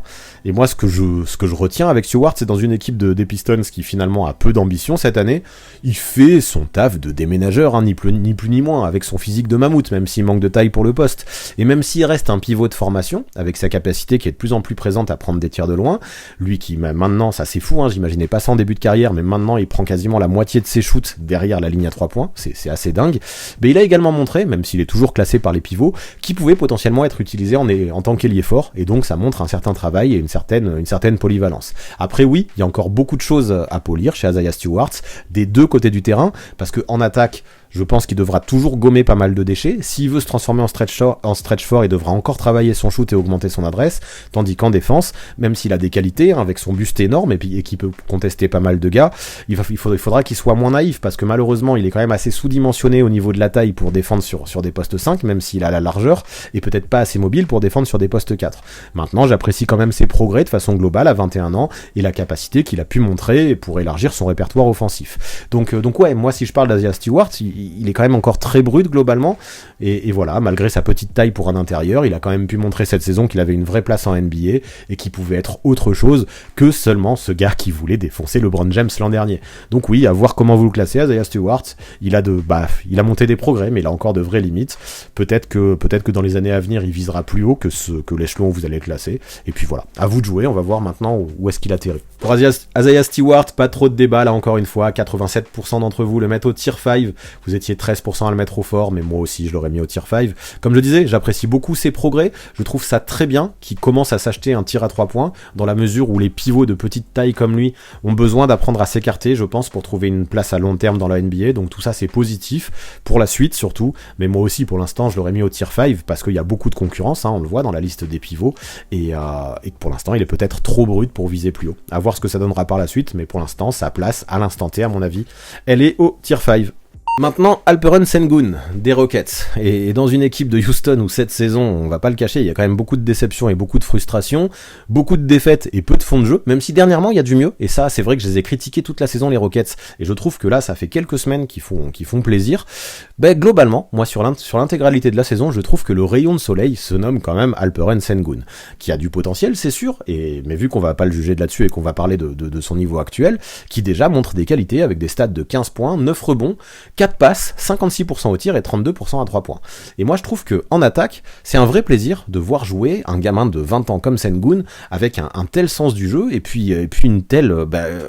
il a l'air heureux quand il joue au basket. Et chez les Rockets, ça fait plaisir de voir un mec qui kiffe être là et qui kiffe jouer au basket dans ce contexte qui est quand même compliqué globalement cette saison, même si comme je disais un petit peu plus tôt, ça va un peu mieux ces dernières semaines. Le mec déjà, et je l'ai déjà vu dans le chat, de toute façon dès qu'on parle de lui, on y a droit, on le compare à un futur Nikola Jokic grâce à un jeu et des chiffres qui sont proches de ceux du Serbe pendant son année sophomore. Bon, moi je comprends les comparaisons, mais je pense qu'il faut pas non plus s'enflammer trop vite, parce que on a un Jokic qui a énormément progressé ensuite, et on sait que le potentiel, c'est quand même une donnée très aléatoire, et rien ne dit que Sengun n'arrivera à se développer autant, parce que ce qu'a fait Jokic, ça reste quand même assez exceptionnel, et je suis pas sûr que tous les pivots y arriveront. Maintenant je lui souhaite, Sengun, il en est capable. Par contre, ce que je suis sûr, en tout cas, le concernant, parce que voilà, on va arrêter de parler du futur, c'est que déjà dans le présent, on a un basketteur qui est déjà sacrément complet offensivement, et qui définitivement possède tout plein de qualités qui sont nécessaires, que ce soit dans les moves, dans les appuis, dans la passe, dans le tir aussi, ou même dans la création de tir. Voilà, tout ça il le maîtrise, et toutes ces choses, elles sont essentielles. C'est des choses qui sont demandées en NBA, dans la NBA moderne, au pivot actuel. Maintenant, défensivement, même s'il y a des capacités dans la protection de cercle, qui peut mettre un ou deux contres de temps en temps, je trouve que c'est pas non plus encore tout à fait ça, même si je trouve qu'il y a quelques progrès. Moi je me rappelle, quand il a été drafté, j'avais vraiment l'image d'un trou noir. Je dirais pas que c'est un bon défenseur aujourd'hui, mais c'est quand même beaucoup mieux que ce que j'imaginais. Quand il est amené à switcher parfois sur pick and roll, on voit qu'il peut se retrouver vachement en difficulté en termes de mouvements latéraux et de rapidité latérale. Mais après, voilà, quand il reste dans la peinture, ce qu'on demande finalement principalement à un pivot, globalement il fait le taf. Et c'est déjà ça, même si évidemment ce manque de mobilité pourra peut-être l'handicaper toute sa carrière. Au moins après peut-être que, comme un Jokic l'a fait, qui était pas le plus athlétique et le plus mobile du monde, peut-être qu'il pourra compenser avec son sens sens du jeu et son QI basket. Il en est pas là encore Sengun, mais ça peut être quelque chose qui le sauvera dans le futur défensivement. Mais bref, comme je disais, j'arrête pas de parler du futur avec lui parce que c'est vraiment un gros potentiel, mais restons sur le présent s'il vous plaît pour essayer de l'évaluer. Moi ce que je retiens c'est que de toute façon, même s'il switche pas, c'est pas grave, ça deviendra peut-être pas une superstar, mais au final on a quand même peu de pivots qui sont capables de défendre sur des meneurs en vrai, donc on va pas non plus trop le pénaliser pour ça. Et ce que je retiens, c'est qu'avec Sengun, on a un joueur qui joue avec une vraie énergie, avec beaucoup de qualité, avec beaucoup de skills aussi, et perso, même s'il y a encore beaucoup de progrès à faire et que son potentiel est très présent, déjà actuellement je prends beaucoup de plaisir quand je regarde jouer le Turc. Ok pour Alperen Sengun, et là il y a eu gros combat, gros débat, je pense que c'est la première fois qu'il y a eu autant de débats sur, aujourd'hui en tout cas sur le classement d'un joueur, parce que vous étiez 49% à le mettre au tir fort, et donc c'est ce qui domine, mais moins de 50% finalement, et vous étiez 42% à le mettre au-dessus au tir 3, après vous étiez 5% à le mettre au tir 5, ça c'est trop bas, vous étiez 2% à le mettre au tir 1 et 2% au tir 2, ça on va pas abuser non plus, s'il vous plaît. Donc pour moi ça c'est des votes qui ne doivent pas être comptabilisés, 1, 2, 5, on va pas exagérer. Non, pour moi, tir fort, il est bien. En vrai, j'ai cru que vous alliez me refaire une Banchero, parce que pour moi, mais ça reste encore très personnel, et je l'avais pas mal dit dans mon live ailier fort, pour moi, quand vous avez classé Banchero il y a 15 jours, vous avez beaucoup trop misé sur son potentiel. Et Sengun, c'est clair que si on mise sur son potentiel, lui, ça se trouve à terme, ça va être un tir 1, hein. Alors bon, il va falloir bosser avant d'arriver au tir 1, mais un tir 1 ou un tir 2, ça se trouve, il finira All-Star. Mais aujourd'hui, on n'en est pas là. Ce qui est sûr, c'est qu'il a des qualités énormes offensivement, mais il a quand même des progrès à faire. Il a un vrai flair pour le basket, un vrai sens du jeu que j'adore. Et pour moi, c'est déjà énorme quand t'es rookie d'être au tir fort, quand t'es sophomore, d'être au tir fort, parce que ça y est, il est plus rookie Sengun. Mais tir fort, ça me semble quand même très bien quand tu vois qu'il y a du Steven Adams, Yusuf Nurkic, Christian Wood, Jacob Poeltl, il y a déjà des mecs référencés au tir fort. Et dire qu'on a un gars qui est déjà bien meilleur qu'eux, moi je suis pas forcément d'accord avec ça. Surtout qu'il fait ça dans une équipe qui a le pire bilan de la ligue, ou un des pires bilans de la ligue. Donc moi j'ai pas envie de trop m'enflammer pour Sengun, j'ai envie de voir ce qui va se passer jour après jour, semaine après semaine, mois après mois, saison après saison. Je suis persuadé qu'il va continuer à progresser. J'aime beaucoup ce joueur, comme je disais, c'est un vrai plaisir de le voir jouer, mais pour l'instant, il doit pouvoir confirmer encore avant de viser plus haut, et encore plus montrer qu'il peut avoir un impact égal, voire même supérieur dans une équipe avec plus d'ambition, pour que je m'enflamme un peu plus. Pour l'instant, à mon avis, tir fort, c'est sa place. Si on juge, encore une fois, à l'instant T, et qu'on oublie le potentiel. Après, voilà, le pas terrible, j'avoue, ça par contre, ça fait bizarre, mais comme je le répète à tous les live tiers, concentrez-vous plutôt sur les numéros 1, 2, 3, 4, 5 que sur ce qu'il y a écrit. Ce qui a écrit, c'est vraiment des repères. Et c'est pour ça, parce que si vous misez sur ce qu'il y a écrit et si vous vous concentrez là-dessus, pas terrible, ça, même average ou crack ou god, ça joue en fonction des attentes. Et ok, un Christian Wood est pas terrible parce qu'on en attendait plus que lui. Ça a du sens. Et un Sengun, on n'a pas envie de le mettre pas terrible parce qu'on en attendait peut-être moins de lui et qu'il est déjà au-dessus des attentes. Mais peu importe, ça doit pas rentrer en compte aujourd'hui. Et son niveau aujourd'hui, peut-être qu'il est largement au-dessus de ce qui est attendu et que pas terrible, ça peut paraître sévère. Par contre, tir fort, c'est quand même amplement mérité. Maintenant, Ivica Zubac. Et même si il est blessé dernièrement, moi je trouve qu'on a un Zubac, même si clairement il y a quand même un petit coup de mou depuis l'All-Star Break, je trouve que globalement il fait une très bonne saison et il fait un bien fou à ses Clippers. Même si depuis le début de sa carrière, on connaît ses très bonnes mains, on connaît son petit hook aussi, et on connaît sa capacité à briller sur rebond offensif, je trouve que cette année, il a su gommer, et plutôt bien, certaines de ses faiblesses. Non seulement défensivement, c'est plus tout à fait le trou noir qu'il était à l'époque, attention, je dis pas qu'il est devenu excellent, mais c'est plus le gars que tu peux cibler à longueur de match pour que tu t'amuses face à lui, coucou Doncic pour ça, mais en plus de ça, je trouve que sous les paniers, il joue avec beaucoup d'intensité, avec beaucoup de dureté, et c'est appréciable. Donc cette année, il tourne à 10 points, 10 rebonds à 63% au global, et j'ai l'impression que maintenant, il joue avec beaucoup plus de connaissance de son vrai niveau. Je trouve qu'il a progressé, oui, mais aujourd'hui, c'est surtout parce qu'il est peut-être plus conscient de ce qu'il est capable de faire ou de pas faire. Et ça lui a permis de jouer de jouer dans le sens du jeu, dans une équipe avec des ambitions, et de faire des matchs de mammouth, comme cette énorme perf là qu'on a vu en début de saison, avec 31 points et 29 rebonds, c'était face aux Pacers, je crois. Maintenant, ouais, bien sûr, on peut lui reprocher son manque de régularité dans son impact au scoring, mais en même temps, dans une équipe des Clippers avec autant de scoreurs autour de lui, c'est dur, et c'est pas ce qu'on lui demande en premier, de toute façon, de marquer des points, et malgré, comme je disais, malgré ses progrès en défense, c'est toujours pas un crack dans le domaine, c'est sûr. Néanmoins, ce que je disais, c'est que dans la dureté qu'il met sous les paniers, dans sa volonté constante d'aller choper des rebonds, dans son envie, dans son impact, je trouve que c'est important de lui donner un minimum de respect. J'apprécie globalement très bien la saison que nous fait Ivica Zubac chez les Clippers, même si, comme je disais, sa blessure, et même avant sa blessure, juste après le All-Star Game, ça a diminué son impact de façon globale. j'ai pas envie de ne le juger que là-dessus, parce que sa saison, pour moi, c'est peut-être sa meilleure en carrière, même si ça se voit pas forcément dans les stats. Allez, pour Zubac, 63% de Tier 3, et moi aussi c'est là où je l'aurais mis, parce que c'est vrai que des fois on l'oublie, parce que effectivement c'est pas celui qui score le plus, mais dans une équipe où t'as Paul George, où t'as Kawhi Leonard, où t'as maintenant Westbrook, et t'as même tout plein de gars capables de scorer, je trouve que Zubac, ce qu'il apporte, c'est fort, c'est lourd, il se bat au rebond offensif, il est physique, il apporte vraiment ce qu'il faut à ses Clippers, et moi aussi je l'aurais mis au Tier 3 comme 63% d'entre vous. Vous étiez 28% à le mettre au Tier 4, je peux comprendre aussi, moi je trouve qu'il y a finalement assez peu de différence pour l'instant entre le niveau des joueurs qu'on a mis à ces deux échelons, mais pour moi je l'aurais quand même mis au-dessus ici. Après on a des votes compliqués, 4% au tier 2, là je trouve ça trop élevé, après voilà, on va pas en parler, 2% au tier 1 et 2% au tier 5, surtout les 2% au tier 1, on va éviter de trop en parler parce que vous savez, je pense, et vous imaginez ce que j'en pense de tout ça. Merci les trolls. Maintenant on parle de Nick Claxton, des Brooklyn Nets. Et je suis content de parler de lui, parce que cette saison, quand je le vois jouer, j'assiste à une véritable montée en puissance par rapport à ce qu'il a déjà montré. Si pendant longtemps, on a des Nets qui cherchaient un vrai défenseur au poste 5, un réel protecteur de cercle, qui était capable en plus, qui serait capable de courir d'un cercle à l'autre et de jouer le rôle de rim runner, qui est si important, on le sait, au poste 5 dans la NBA d'aujourd'hui, je trouve qu'avec Claxton, les Nets, ils ont tout à fait trouvé ce profil-là.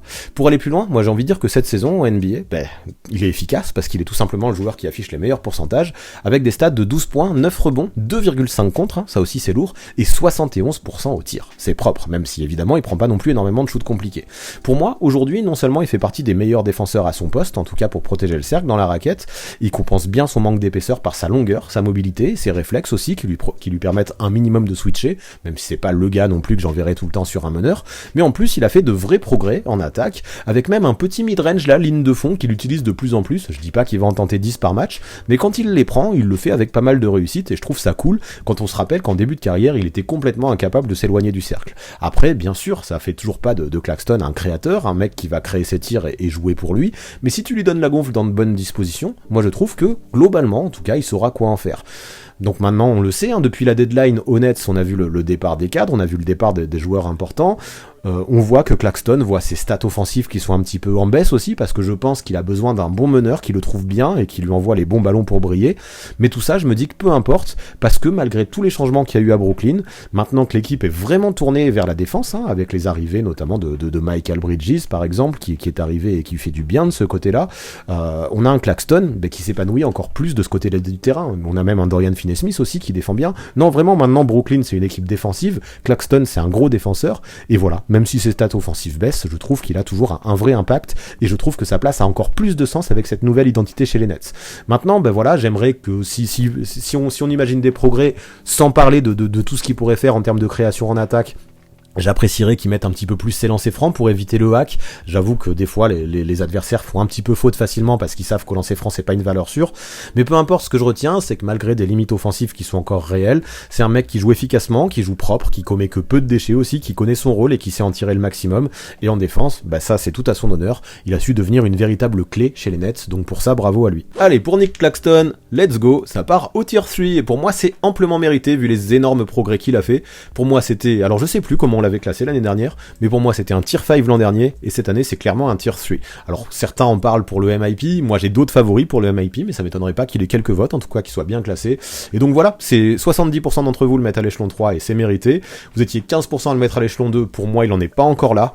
Encore des progrès à faire pour ça, et pour moi, les 13% qui l'ont mis à l'échelon 4 sont quand même assez sévères, et voilà, après 3% à l'échelon 1, on va pas abuser non plus, comme d'habitude, il y a toujours des trolls ou des fans de chaque joueur qui les mettent trop haut, mais peu importe ça, de toute façon, plus on est nombreux et plus il y a de chances de troll, et ça fait plaisir parce qu'aujourd'hui vous êtes nombreux à voter, et ce qu'on retiendra c'est que Claxton au tier 3, ça montre la saison énorme qu'il est en train de faire, et ça montre que vous le respectez pour ça. Allez, maintenant, Wendell Carter Jr. du Orlando Magic. Et c'est un pivot, je trouve, dont on parle beaucoup en raison de ses stats, parce que c'est vrai que ses stats sont bonnes. 15 points, 9 rebonds, 52%, 34% à 3 points, c'est lourd. C'est clair, je comprends qu'il y en ait qui s'enflamment le concernant.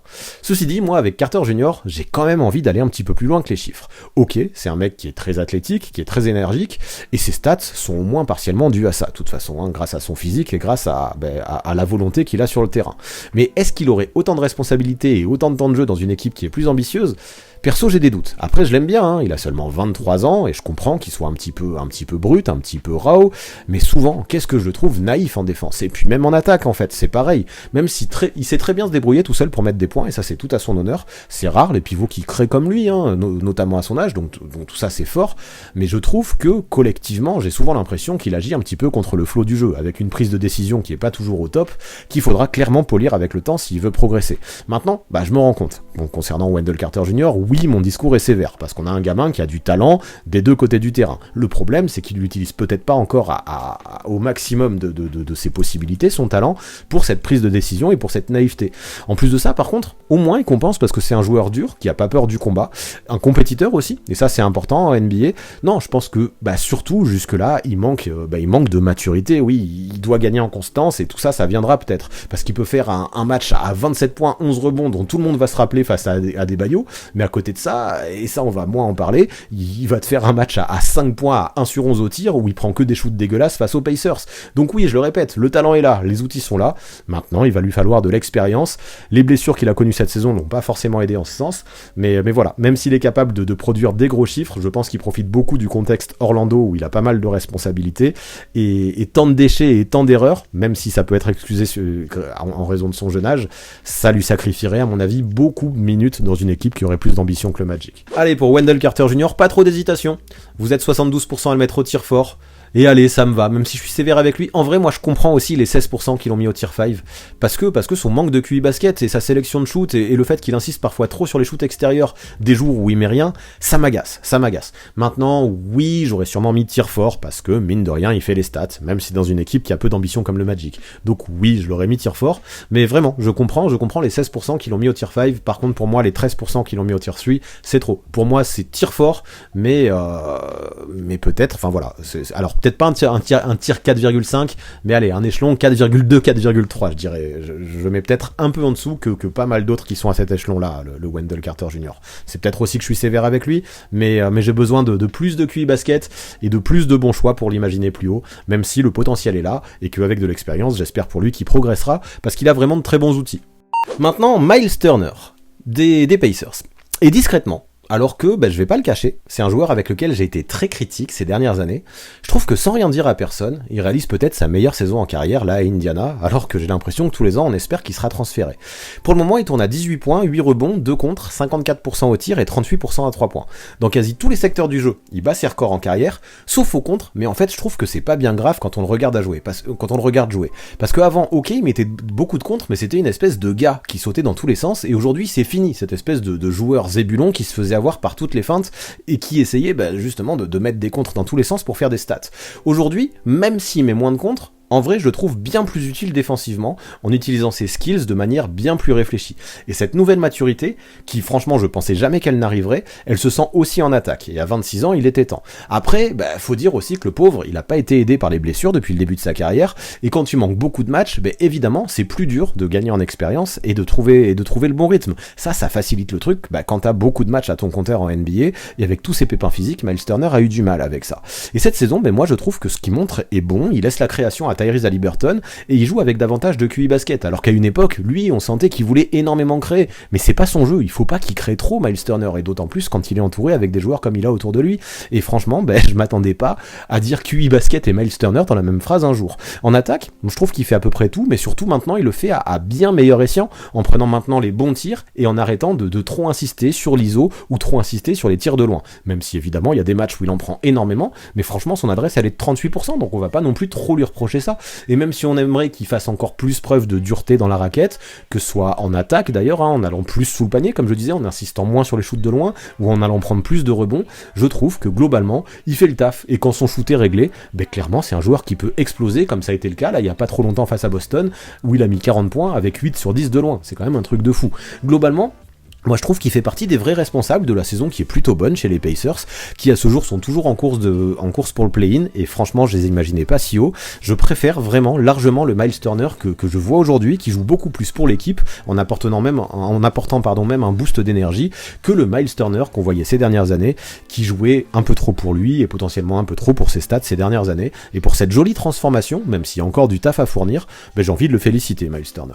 Et pour Miles Turner, ça a été assez unanime aussi, hein, 80% d'entre vous, vous le mettez au tier 3, vous étiez 13% à le mettre au 2, ça je trouve ça quand même trop haut encore, malgré les progrès qu'il a fait. 7% au 4, ça je trouve ça trop bas. Non, pour moi, rien de plus à dire que ce que j'ai déjà dit. Oui, ça reste un joueur qui a ses qualités et ses défauts, qui passe peut-être trop de temps au large, mais qui aujourd'hui mérite d'être au tier 3, alors que les années précédentes, je l'aurais clairement mis en dessous et j'aurais eu envie de le tacler beaucoup moins aujourd'hui, et cette place au tier 3, je la trouve méritée pour Miles Turner. Maintenant, DeAndre Ayton, des Suns. Et pour Ayton, mais quand il a signé son contrat max avec Phoenix cet été, on attendait beaucoup de sa part. Et là, même si le contrat, on l'a déjà dit, ça va rien avoir à voir avec notre évaluation d'aujourd'hui, mais globalement, sans pour autant tout exploser, moi je trouve que ce qu'il fait chez les Suns, c'est plutôt propre. Il tourne à 18 points, 10 rebonds, 59% au tir, bon un petit 29% à 3 points, son adresse de loin elle est faible, mais c'est pas trop grave vu qu'en moyenne il tente genre un 3 points tous les 3 matchs. En parallèle, il a jamais autant scoré en carrière, avec un gros double-double de moyenne, c'est plutôt bien. Moi je trouve que de toute façon, et c'est assez clair, il y a peu de pivots dans la ligue qui proposent une telle ligne de stats, tout en étant capable d'être très efficace défensivement. Mais ce que j'aime globalement, plus que les chiffres, c'est son attitude, alors que j'avais lui aussi beaucoup de critiques à faire sur son attitude ces dernières années. Maintenant, il va falloir que ça se confirme en play-off, mais sur la saison, et c'est là-dessus qu'on le juge aujourd'hui, pas grand-chose à dire. Alors que parfois, il pouvait paraître soft ou peu impliqué dans l'attaque de Phoenix, mais cette saison, je trouve que c'est moins le cas, et que quand il a un gros match-up avec un gros joueur, un joueur qui est censé être meilleur que lui, ou au moins aussi bon que lui face à lui, ça se voit, il a à cœur de briller, et je trouve ça bien, il se sort les doigts, et j'apprécie ce qu'il montre globalement à Ayton. Avec Chris Paul, en plus de ça, il se régale sur pick and roll, et cette action, moi je trouve qu'il la maîtrise tellement bien, il pose des gros écrans, il sait totalement roll et couper dans le timing, il reçoit des passes qui sont super bonnes, et ça fait de Ayton un joueur très difficile à défendre sur pick and roll. Donc bien sûr, il est pas le go-to guy de sa team, c'est un joueur, on parle pas non plus énormément de lui, mais je trouve que de plus en plus, on a un DeAndre Ayton qui devient un joueur très sûr pour les Suns. Et ça, en vue des playoffs, avec le retour de Kevin Durant, forcément ce sera de bon augure pour cette équipe, même si évidemment avec KD, il aura moins de ballons et donc moins de tickets shoot. Ça, on l'a déjà vu sur le faible échantillon qu'ils ont passé ensemble. Donc tout ça, il va devoir s'adapter. Moi, j'attends qu'il confirme en playoff avant de m'enflammer totalement, mais peu importe, sur cette saison, j'apprécie, et je me dis que s'il arrive à sacrifier une partie de ses points et continuer à faire ce qu'il fait de mieux, ça peut détonner, parce que c'est vraiment un joueur qui a des qualités des deux côtés du terrain, et qui, quand il est impliqué, c'est vraiment jouer au basket. Donc j'apprécie vraiment ce que montre Ayton chez cette équipe des Suns. Pour Ayton, pas trop d'hésitation, encore une fois, c'est assez unanime, vous êtes 82% à le mettre au tier 2, et franchement, je pense que je l'aurais mis là aussi. Après, on parlait de Miles Turner au tier 3, c'est peut-être clairement l'un des meilleurs du tier 3 pour l'instant. Je trouve Ayton meilleur que Turner, donc je comprends qu'il soit au tier 2 aussi, peut-être qu'il fera partie des moins bons du tier 2, j'en sais rien. En tout cas, je le trouve très utile aux Suns. Vous étiez 15% à le mettre au tier 3, 3% au tier 4, assez sévère. Non, je comprends ceux qui l'ont mis au tier 3 aussi, mais voilà, globalement, si on compare à Capella, Zubac et Claxton, oui, clairement Ayton est au-dessus. Je trouve aussi que Ayton est au-dessus de Turner. Maintenant, peut-être qu'il est un poil en dessous de Jaren Jackson Jr., mais pour moi, sa place, elle est là, DeAndre Ayton, et encore, franchement, ça se discute avec Jaren Jackson Jr. Non, vraiment, Ayton au tier 2, oui, de toute façon, vous êtes 82% à l'avoir mis là, c'est que sa place est sûrement bien ici. Allez, maintenant parlons du français Rudy Gobert, qui mine de rien vit une saison assez compliquée, à l'image de toute son équipe des Timberwolves, qui doit se passer de Karl Anthony Towns depuis maintenant plusieurs mois. Et c'est dommage, parce que Towns, en début de saison, ça se voyait, il essayait bien d'impliquer Rudy offensivement, et ça, ces dernières saisons, vu le peu de ballons qu'il voyait, je pense qu'il en avait besoin, Gobert. Malheureusement, la blessure de Towns, elle a pas vraiment permis à l'alchimie de se développer entre les deux intérieurs, comme on l'espérait, et cette saison, pour le moment, on a un Gobert qui tourne à 14 points, 11 rebonds de moyenne, à 67% au tir. Et ses stats, finalement, elles sont plutôt pas trop mal, il tourne à un gros double-double avec une belle efficacité au niveau des pourcentages. Néanmoins, en défense, dans son rôle de protecteur de cercle, même si Rudy est toujours très performant, il a pour le moment, je trouve, du mal à briller autant que ce qui brillait à Utah. Lui qui, finalement, n'a jamais posé aussi peu de contre depuis sa saison rookie.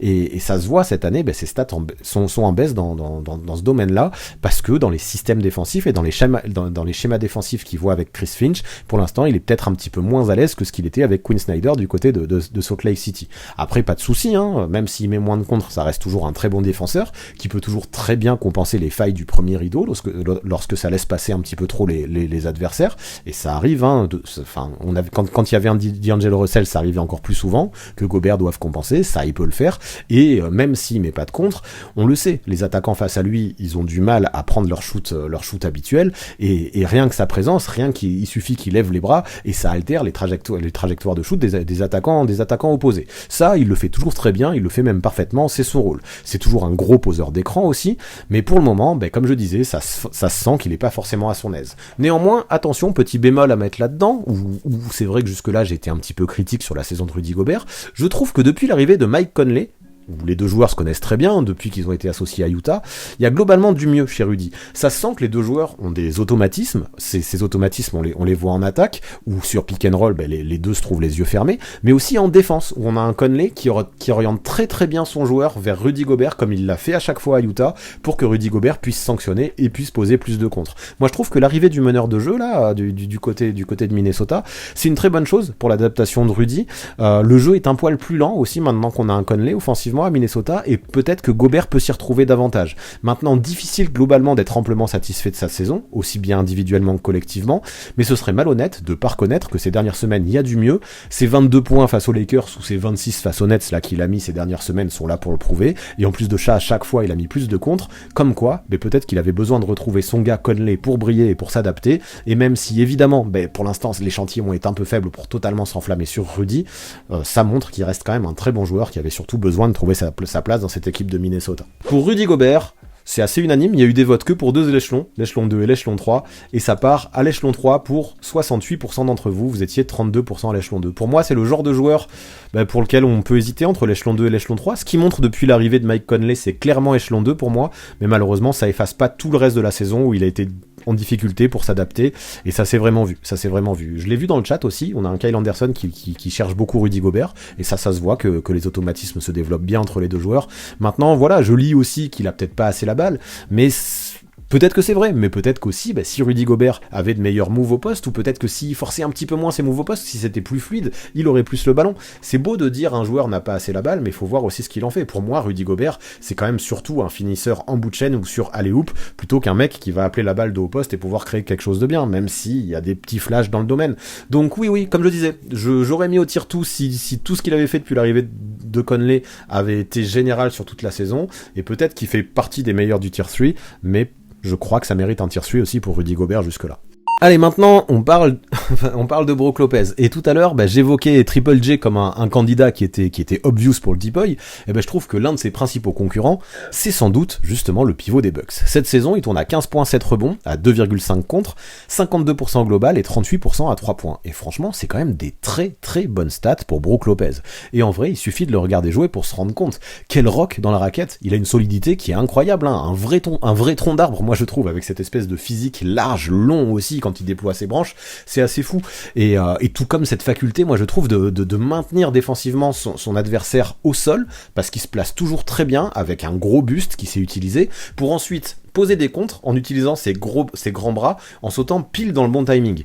Et clairement, c'est pas le joueur qui a la plus grosse détente, et en plus de ça, à 35 ans, ses qualités athlétiques sont loin d'être épiques, mais peu importe, parce que justement, avec sa patience, sa science du jeu, et avec son anticipation, il arrive toujours à mettre son contre et à être utile défensivement, et tout ça, moi j'apprécie, je trouve que c'est signe d'un vrai QI basket, d'une vraie expérience, et tout ça, forcément, il a su le développer avec toutes les années qu'il a déjà passé en NBA, durant lesquelles, ça s'est vu, il a pu obtenir un réel sens du jeu, et ça s'est vu aussi, il a pu apprendre à devenir un vrai défenseur, alors qu'en début de carrière, on se rappelle, c'était quand même sa principale faiblesse, sa principale faille, et moi, s'il y a 10 ans, on m'aurait dit que Brook Lopez était candidat Deep-Boy, je vous aurais demandé ce que vous fumiez. Mais peu importe, en tout cas, moi, ce que je trouve, c'est que oui, aujourd'hui, ça devient un joueur sérieux, et qui connaît bien les systèmes, ça se voit bien en défense, comme je l'ai dit, mais ça se voit aussi en attaque. C'est un gars qui, pareil, a su se transformer, ça aussi, j'aurais jamais imaginé en début de carrière, hein, ça montre son travail et ses progrès, il est devenu très adroit à longue distance, il sait prendre les shoots qu'il faut, quand il faut, mais aussi sanctionner dans la peinture en bout de chaîne, tout ça c'est pas mal, et en fait, il profite divinement bien de la bonne circulation de balles des Bucks pour briller également offensivement. Donc évidemment, c'est pas le joueur le plus flashy de la NBA, c'est pas non plus le joueur qui fera les meilleurs stats du monde, même si ça reste plutôt correct, et j'avoue que sa moyenne de rebond, 7, je le rappelle, ça reste faible pour un pivot, mais peu importe, moi ce que je retiens avec Brook Lopez, c'est qu'avec son apport défensif et sa science du jeu en attaque, c'est un mec qui a su se rendre essentiel dans une équipe qui joue le titre, et rien que ça, à mon avis, ça mérite beaucoup de crédit. Allez, Brook Lopez, c'est parti, à 74% d'entre vous, ça va au tier 2, et pour moi, sa place, elle est là. Alors je vois qu'il y a des fans dans le chat, des gens qui disent « j'assume mon vote au tier 1 », on va peut-être pas abuser non plus quand on voit les noms qu'il y a derrière, mettre Brook Lopez au tier 1, On va rester tranquille, j'avoue que c'est flagrant d'efficacité, que dans son rôle il est excellent à Milwaukee, que défensivement c'est vraiment un monstre aussi, que offensivement il arrive à briller en s'impliquant totalement dans le collectif et sans jamais forcer. C'est pour ça clairement qu'il mérite un tier 2, mais les 18% du tier 1, je pense que vous y êtes allé un peu fort, tandis que les 8% du tier 3, je trouve que c'est trop faible. Non, pour moi sa place elle est définitivement au tier 2, il fait peut-être même partie des meilleurs du tier 2, ça on verra à la fin, mais bon. Avant de parler de tier 1, on va rester tranquille avec Brook Lopez, qu'on l'adore, ou pas, mais peu importe. Ah, c'est quand même chaud de le mettre parmi les gods. Maintenant, Al Horford des Celtics, et en vrai je suis content de parler de lui, tant son impact est réel, lui aussi, on parlait de l'impact de Brook Lopez dans le collectif des Bucks, et celui d'Horford dans le collectif des Celtics, c'est quand même quelque chose, et définitivement Boston a vraiment besoin d'un joueur comme ça. Pourtant, ça se voit pas de façon flagrante dans les stats, encore moins que pour Brolo, parce qu'on a un Al Horford qui tourne à des toutes petites stats, de 10 points, 6 rebonds à 48%, et ça c'est assez faible pour un gars qui joue autant. Cependant, alors qu'un joueur qui a ces stats là, on pourrait vite le mettre en tier 5, non, pour moi, enfin, je vais vous laisser faire, mais ça me semble compliqué, parce que quelle intelligence de jeu et quelle justesse pour Al Horford, qui en plus de ça, shoot à 45% de réussite à 3 points, en prenant en plus de ça la très grande majorité de ses tirs derrière la ligne. En termes de QI basket, c'est un monstre, et le spacing offensif qu'il apporte à ses Celtics, je le trouve complètement primordial pour offrir des espaces à des mecs comme Jason Tatum et Jaylen Brown.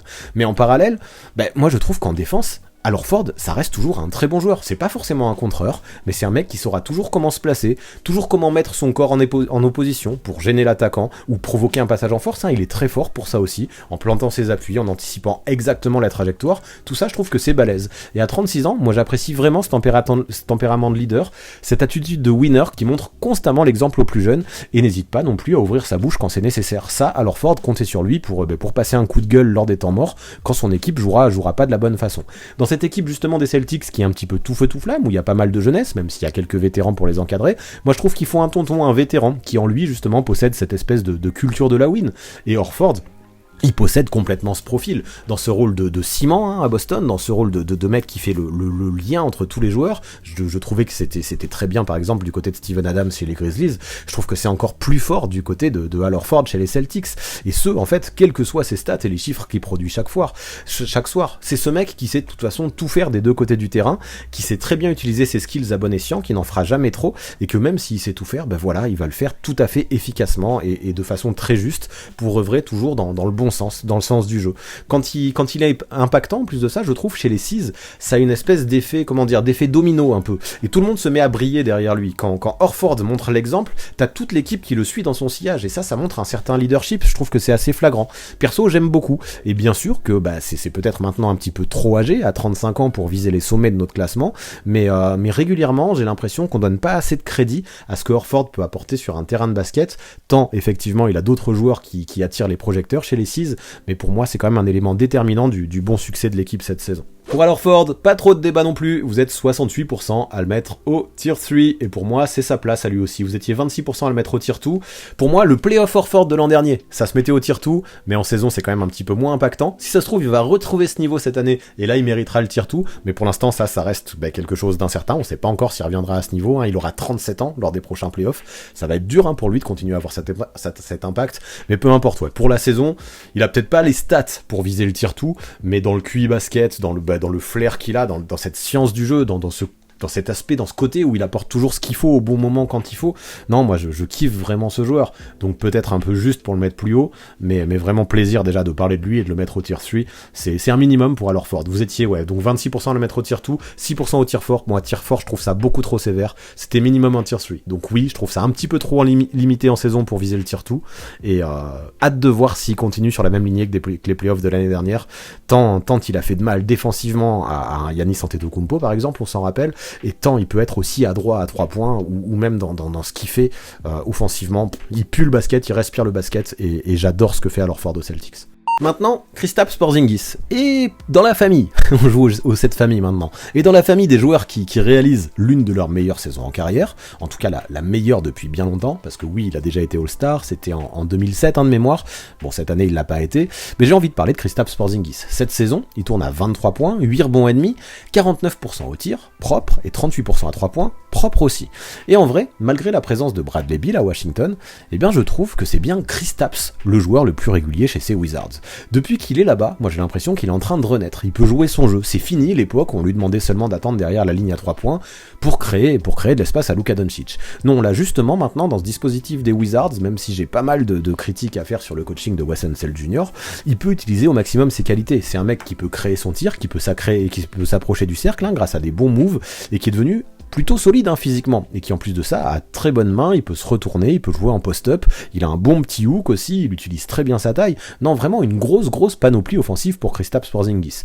Malheureusement, j'ai l'impression qu'on en parle peu cette saison, parce que Washington est dans une situation compliquée, ils sont à la lutte pour le play-in, c'est pas encore dit qu'ils se qualifient pour le play-in, et c'est vrai que chaque soir, les résultats de l'équipe restent complètement imprévisibles, on sait jamais quel visage ils vont montrer.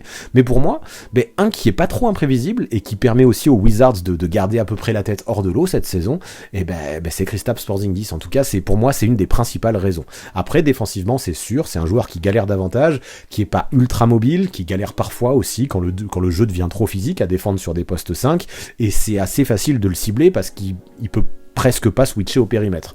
Et oui, de toute façon, on s'en rend compte, c'est difficile de bouger une carcasse quand on fait plus de 2m20.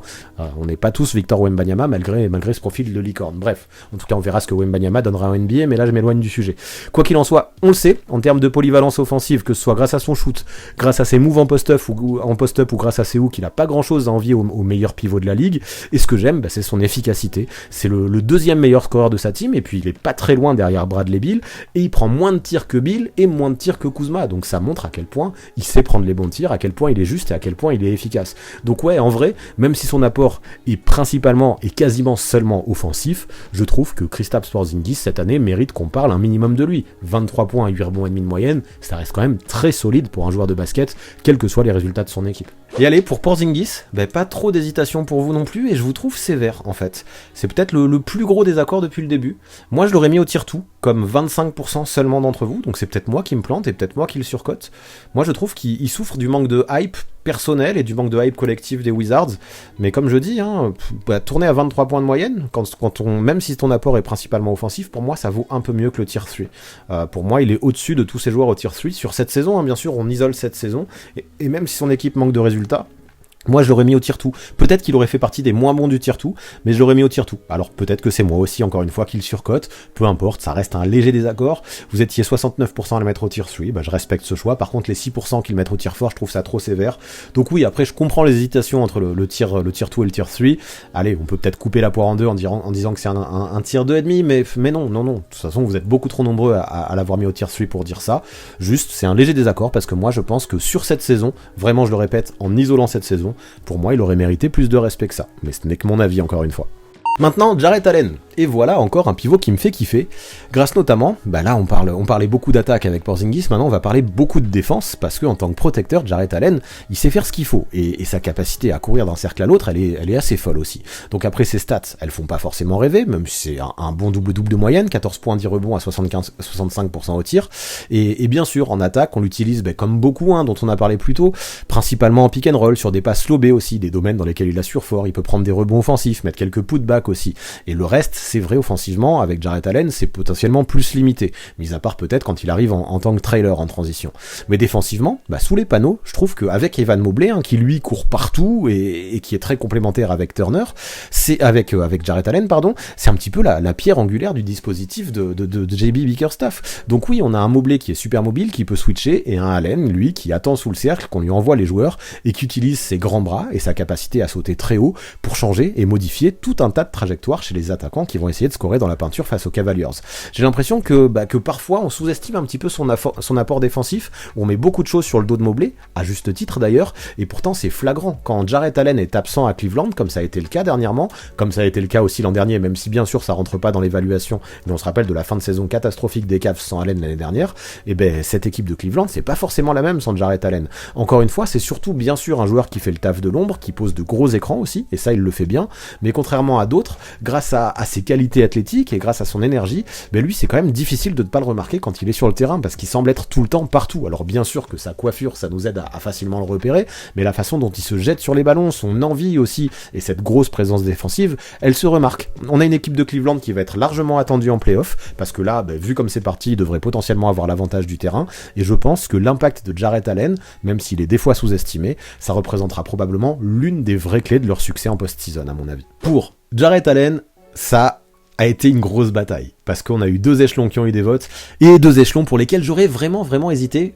Je pense que j'aurais eu beaucoup de mal. Pour moi, en vrai, c'est un tier 2,5, et de toute façon, tous les votes vont soit au tier 2, soit au tier 3. Et donc, bah, pour ça, vu que j'aurais vraiment hésité, et que j'aurais eu du mal à me décider, parce que pour moi, il se situe vraiment... Il est un peu en dessous de tous ces gars du tier 2, mais il est sûrement au-dessus de tous ces gars du tier 3. Bon, peut-être mis à part Porzingis, mais ça, c'est notre désaccord, donc je reviens pas trop dessus.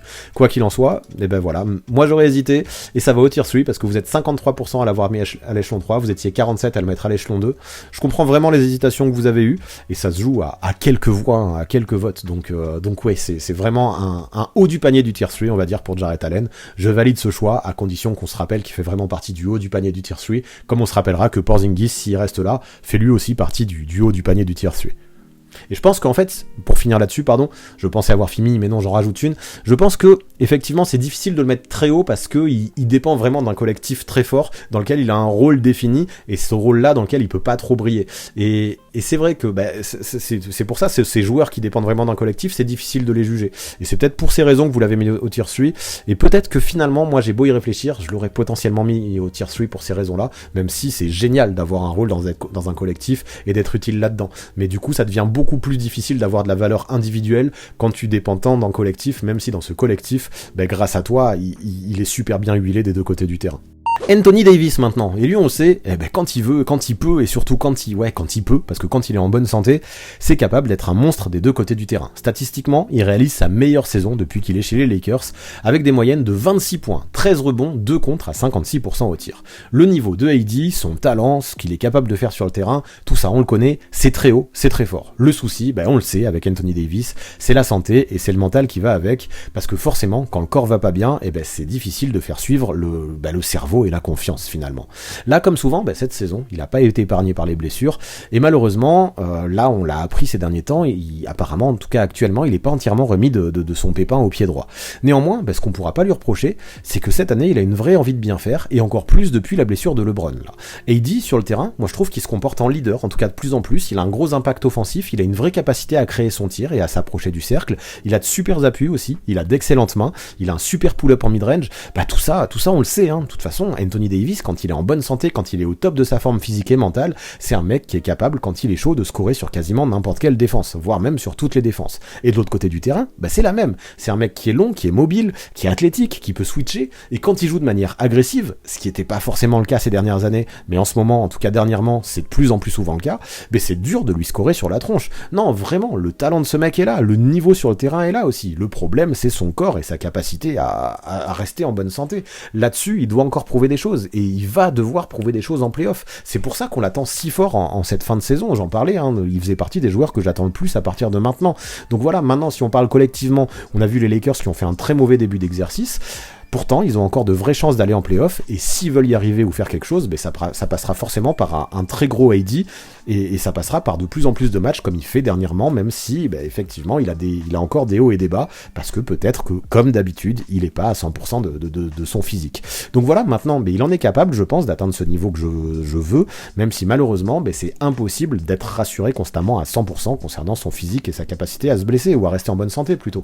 Néanmoins, moi, ce que je retiens quand même, c'est que quand il fait preuve d'envie et d'agressivité, lui qui est de plus en plus amené à jouer au poste 5 qu'au poste 4, au poste d'ailier fort, son poste naturel, ce qui nécessite encore plus de combats, de jouer au poste 5, mine de rien, malgré ça, et malgré le côté soft qu'on lui reprochait il y a encore 1 ou 2 ans, quand il est là, quand il a envie, quand il est en bonne santé, quand il est agressif, je le trouve capable de rivaliser face à n'importe qui dans la ligue. Donc maintenant, à Eddie de montrer qu'il peut le faire quand ça compte, mais surtout sur la durée, avec un corps qui resterait en bon état. C'est tout ce qu'on peut lui souhaiter, mais c'est tout ce qu'on peut espérer aussi pour avoir le plus grand Anthony Davis possible. Allez, pour Anthony Davis, voilà, il y a eu des votes à seulement 2 échelons, l'échelon 1 et l'échelon 2, et finalement, Ben on est d'accord sur le fait que quand il est sur le terrain et quand il est en bonne santé, c'est clairement un échelon 1 no-brainer. Mais le problème, c'est qu'il a fait à peine plus de la moitié des matchs cette saison, et c'est pour ça que vous le pénalisez et que vous le mettez à l'échelon 2.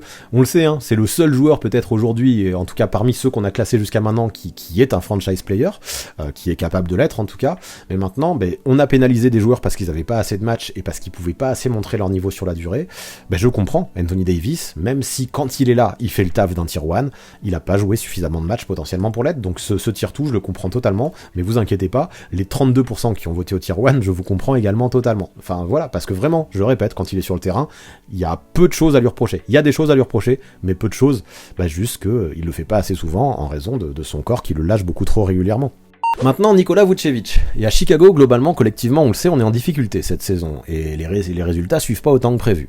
Pourtant, moi je trouve que le Vuc, qui a eu du mal à s'adapter au départ et à trouver sa place offensivement, sans apporter en plus de ça défensivement la protection de cercle dont les Bulls avaient besoin, il réalise une saison qui est correcte statistiquement, même plus que correcte, vu qu'il tourne à 18 points, 11 rebonds, 51% au tir et 35% à 3 points. C'est pas forcément les stats de All-Star qu'il avait du côté d'Orlando, mais c'est plutôt propre. Le souci, si on va au-delà des chiffres, c'est que, avec des scoreurs créateurs comme le sont Zach LaVine et DeMar DeRozan, il est moins responsabilisé que ce qu'il était avant. Il est également beaucoup obligé de s'écarter pour créer du spacing, un peu trop à mon goût, parce que c'est quand même un mec qui a des skills près du panier, et c'est dommage, parce que vraiment, au niveau des qualités, je trouve que le Monténégrin est bien présent, il a de très bonnes mains, il a de très bons moves, il a un très bon jeu en post-up, mais à Chicago, au vu du profil de l'équipe, c'est difficile pour lui de trop user de ça, parce que l'équipe non seulement en a pas besoin, et surtout elle a besoin qu'il soit utilisé différemment. Et ça, ça rend un Nikola Vucevic qui est moins percutant. Du coup, des fois, on l'oublie un peu, et lui, en étant un petit peu oublié, j'ai l'impression que de temps en temps, il est moins agressif, et ça, on peut le comprendre. Néanmoins, quand on lui donne le ballon, et qu'il est dans son match aussi, attention, le pivot en attaque, c'est un mec qui peut faire des dingueries, comme quand il a scoré 43 points là en janvier face aux Warriors. Il va pas faire ça tous les soirs, bien sûr, mais ça montre à quel point c'est un mec qui est talentueux quand il est utilisé dans le rôle dans lequel il performe le plus. Puis ce qui est appréciable aussi cette saison, c'est que quel que soit le contexte, je trouve qu'il est toujours là. Jusque-là, il a manqué aucun match, on a été sévère avec Anthony Davis parce qu'il a été blessé une bonne partie de la saison, mais moi je pense qu'on peut être tolérant avec Nikola Vucevic parce que cette saison, il tient physiquement et je trouve que c'est important parce que c'est rare en tant que pivot quand on a un gros gabarit comme ça, quand on joue à un poste où on prend beaucoup de coups, dans un marathon de 82 matchs, de réussir à tenir toute la saison.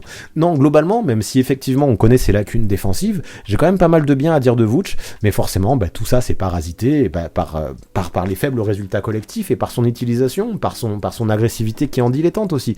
Et c'est dommage, mais ça reste quand même un joueur de basket très talentueux et c'est difficile de dire le contraire. Pour Vucevic, c'est le premier joueur pour lequel il y a des votes à tous les échelons. Il y a eu 4% au tier 1, 4% au tier 2, 4% au tier 4, 4% au tier 5. Ça c'est des endroits où il y a eu des voix que je comprends pas toutes forcément, mais ce qui est sûr c'est qu'on a quand même une grosse unanimité avec 86% au tier 3 et je pense que c'est sa place à Vuc parce que malgré tout son talent offensif, qu'il soit utilisé ou pas de la bonne façon, il a des lacunes défensives et Chicago galère, donc oui c'est sa place l'échelon 3. Maintenant, Nikola Jokic, et est-ce qu'il y a vraiment besoin d'en faire des tonnes ou d'en dire des tonnes sur le Joker ? Non, déjà, j'ai largement abordé son cas en détaillant tous les secteurs de son jeu dans une vidéo très récente pour laquelle je le comparais à Joel Embiid, pour qu'on essaye de voir qui était le meilleur.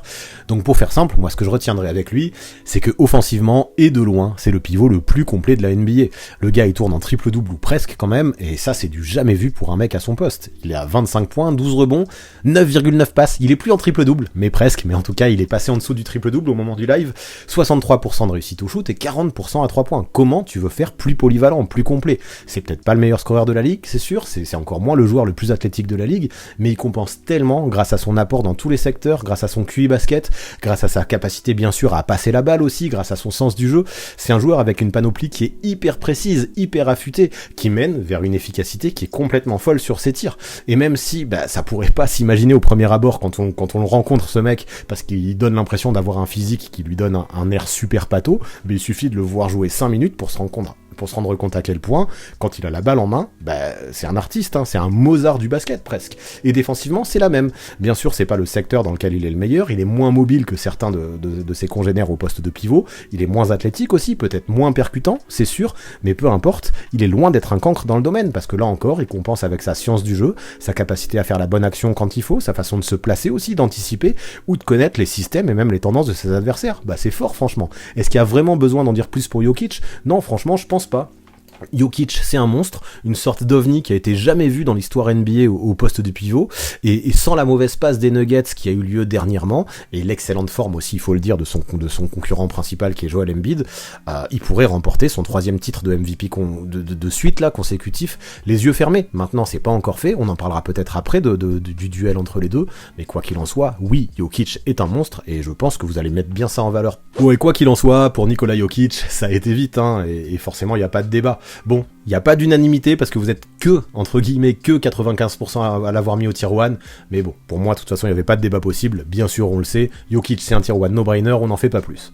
Allez, on enchaîne avec un 3e européen consécutif, et pas des moindres, vu qu'on parle de Domantas Sabonis, qui vient de remporter, là, ce lundi, là, le jour où je fais le live, son 2e trophée de joueur de la semaine de la conférence Ouest consécutif, et son 3e en saison. Et lui aussi, clairement, il réalise sa meilleure campagne en carrière, son meilleur exercice depuis qu'il est en NBA. Dans l'équipe, en plus, dans l'équipe surprise, un peu Cinderella de cette saison, qui pratique un jeu offensif à couper le souffle et qui fait plaisir à tout le monde, les Sacramento Kings. Leur cas, là encore, je vais pas en faire trop, parce que je l'ai largement abordé dans ma vidéo de samedi. Effectivement, j'ai beaucoup parlé de Sabonis aussi, et ce qui est sûr, ce que s'il réalise une si bonne saison, c'est grâce au collectif bien sûr, c'est grâce aussi au coaching de Mike Brown, qui est excellent, parce que c'est un vrai leader, beaucoup plus que ce à quoi je m'attendais, mais bien sûr, également, évidemment, grâce à Domantas Sabonis. Si Jokic est le plus complet offensivement en NBA, moi je trouve que le Lituanien, qui s'affiche en tant que meilleur rebondeur NBA cette saison, c'est pas rien, avec des stats de 19 points, 13 rebonds et 7 passes, à 61% au tir et 36% à 3 points grosso modo, il est vraiment pas loin. Alors si, il est loin de Jokic, mais ça reste un joueur qui a son mot à dire en termes de polyvalence offensive au poste de pivot. Ce que j'apprécie, pareil que Jokic, c'est sa science du jeu, il a une vraie capacité à anticiper pour savoir où vont tomber les rebonds, il arrive à en prendre des moissons, mais il a aussi un vrai rôle de facilitateur au poste qu'il arrive à jouer à merveille en attaque avec sa vision de jeu, un vrai rôle de facilitateur comme je disais, et si le collectif offensif de Sacramento est si bien huilé, ils doivent beaucoup de crédit à Domantas Sabonis. Alors ok, bien sûr, on vient de parler de Jokic et c'est difficile de rivaliser avec un mec qui vient d'être élu double MVP et qui est en course potentiellement pour en remporter un 3e, mais en termes de pivot passeur, Sabonis, dans la lignée de son père, dont je me rappelle très très bien et que j'aimais beaucoup, il se place très haut, parce que voilà, moi je trouve que c'est rare, mine de rien, quand on a un pivot qui est le meilleur passeur de son équipe, on a Jokic qui le fait, mais en dehors de Jokic et Sabonis, ça n'arrive pas en NBA, et là je trouve qu'avec un training camp dans les pattes, les automatismes qu'il a su développer avec Fox, ils deviennent super efficaces, c'est excellent, et ça se voit que ça progresse à chaque match. Non, en vrai, ses chiffres et son apport offensif sont dingues, en tout cas dans la polyvalence, et même si en défense tout n'est pas si rose et que c'est pas non plus un réel protecteur de cercle, je trouve qu'il arrive quand même à s'inscrire à un minimum dans le collectif défensif des Kings, notamment quand Mike Brown décide de faire une défense de zone. Là, Sabonis arrive à trouver sa place, et il réalise une saison qui mérite d'être mise en avant, quoi qu'il arrive. Quand on voit que ça permet à cette équipe des Kings, qui ont longtemps été considérés comme une équipe de losers, de lutter pour les premières places de la conférence Ouest cette saison et de se diriger vers leur premier playoff en 17 ans, ça mérite encore plus de crédit. Donc à lui maintenant de confirmer cette très bonne saison régulière et de confirmer sur cette même lancée en playoff, parce que oui, les Kings vont arriver en playoff, et ça va faire du bien, je pense, à tous les fans de Sacramento. Et bien pour Domantas Sabonis, ça a beaucoup discuté entre le tier 1 et le tier 2, je comprends que c'est soit difficile de le mettre au tier 1, vous étiez 43% à le mettre au tier 1, et finalement ça finit au tier 2 pour 57% d'entre vous. Ouais, c'est compliqué, pour moi c'est quand même un vrai tier 1,5, bon voilà, peut-être que Anthony Davis est meilleur que Sabonis, mais au moins Sabonis est présent tout le temps. Ouais, peut-être qu'il a plus sa place au tier 2 qu'au tier 1, mais s'il y avait un tir entre le 1 et le 2, c'est là que je mettrais Sabonis réellement, parce qu'il fait une saison qui est incroyable, dans une équipe qui est incroyable, mais effectivement, c'est quand même très difficile de dire qu'il rivalise avec Nikola Jokic quand on voit ce qu'il y a là, donc peut-être, oui, qu'il a plus sa place aux côtés de mecs comme Jaren Jackson Jr., DeAndre Ayton, Brook Lopez et Anthony Davis, que sa place à côté de Nikola Jokic. Quoi qu'il en soit, gros big up et gros chapeau bas à l'énorme saison que fait Domantas Sabonis à Sacramento. Let's go Joel Embiid. Et comme je disais plus tôt, si pendant la majeure partie de la saison on avait un Joker qui était vraiment l'immense favori à sa propre succession pour le MVP, l'histoire est peut-être un petit peu en train de changer ces derniers temps, car depuis le All-Star Break, le pivot des Sixers affiche peut-être son meilleur niveau en carrière, un niveau incroyable. C'est le meilleur scoreur de la saison tout simplement, avec 33 points et demi de moyenne, avec 10 rebonds, avec 4 passes aussi, franchement... je trouve qu'il a fait d'énormes progrès aussi dans ses passes. C'est vrai que 4 passes, on est très loin de Sabonis et Jokic, mais ça reste propre pour un pivot. 54% au tir et 36% à 3 points. Mais ce qui est le plus fou, c'est que là, toutes ces stats, elles sont en méga augmentation sur la fin de la saison avec une domination de ouf. Tandis que les Sixers affichent tout simplement le meilleur bilan de la ligue depuis le All-Star Break, avec notamment quelques victoires références, comme celle face aux Bucks par exemple. Non, franchement, c'est très fort depuis le All-Star Break. Là-dessus, c'est difficile de dire le contraire, même si là, le gros calendrier qui attend Philadelphie va être un vrai révélateur, je trouve, pour cette équipe. Mais pour revenir à Joel, cette saison, il a été seulement 4 fois sous les 25 points, c'est dingue, et ça, c'est pas arrivé une seule fois depuis 2023. Là, de toute façon, j'ai l'impression que 90, voire 95% de ces matchs, de toute façon, c'est au-dessus des 30 points, et en dessous des 25 points, ça n'arrive plus. Ces dernières années, on s'en rend compte, ce qui manquait pas mal à Philadelphie, c'était une certaine sérénité dans le money time. Et ça, désormais, on a un Embiid qui l'apporte beaucoup plus que ce qu'il l'a fait dans le reste de sa carrière. Parce que maintenant, quand les matchs sont serrés, c'était un petit peu ce que je lui reprochais avant, c'était de trop insister sur les shoots de loin, et maintenant, je trouve qu'il arrive beaucoup plus à aller chercher ses spots préférentiels, dans la peinture ou à mi-distance. Son mid-range, de toute façon, en face-up, il est complètement fou, là, en pull-up, il est vraiment inarrêtable. Et ça, il arrive vraiment à l'utiliser de la façon la meilleure possible, à bon escient, d'autant plus quand les matchs sont serrés et qu'il y a besoin de ça. Le game winner, là, qu'il a rentré dernièrement face aux Blazers, de toute façon, pour moi, c'en est la parfaite illustration. Et quoi qu'il en soit, il fait partie de ces gars qui sont tellement bons en face-up, mais aussi en post-up, enfin, quoi qu'il arrive, quand il a la balle dans la peinture, c'est beaucoup trop dur de le défendre, que t'es obligé d'utiliser 2 défenseurs pour le limiter. Et je dis même pas pour l'arrêter, je dis bien pour le limiter. Et vu que derrière, en plus, il a des gars comme James Harden, comme Tyrese Maxey, comme Tobias Harris ou comme George Niang, que tu peux vraiment pas laisser seul à 3 points, ça devient compliqué pour les défenses adverses quand on a un Joel Embiid qui joue à ce niveau-là.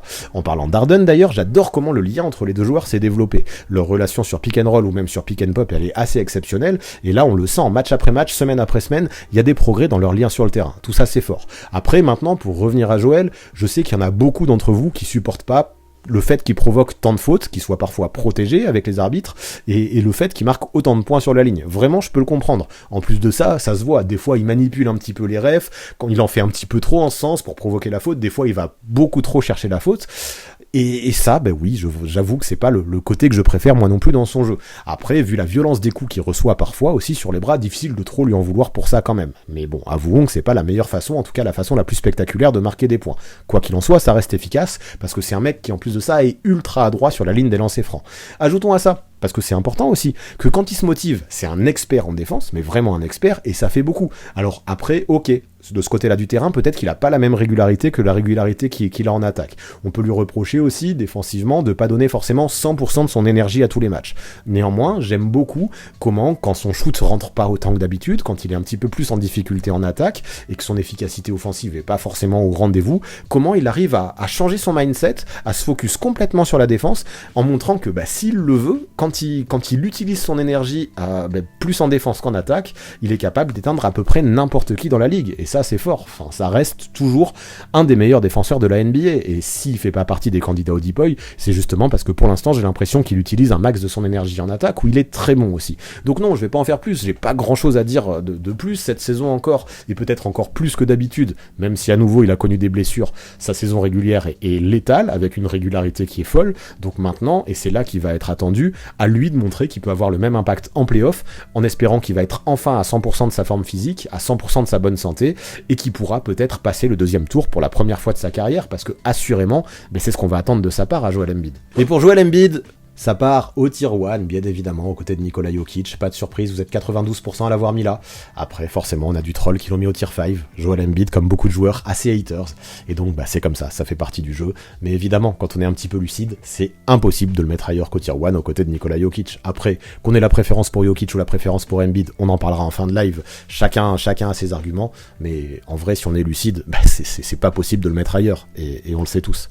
Allez, maintenant, Bam Adebayo. Et cette année, on a eu un seul All-Star du côté de Miami, et ça n'a pas été Jimmy Butler, mais ça a été Bam Adebayo. Bon, c'est vrai que Jimmy Butler avait pas joué assez de matchs, je pense, pour être au All-Star Game, mais quand même, le fait que Adebayo ait été, lui, au match des étoiles devant Jimmy, ça montre que globalement, il fait une bonne saison.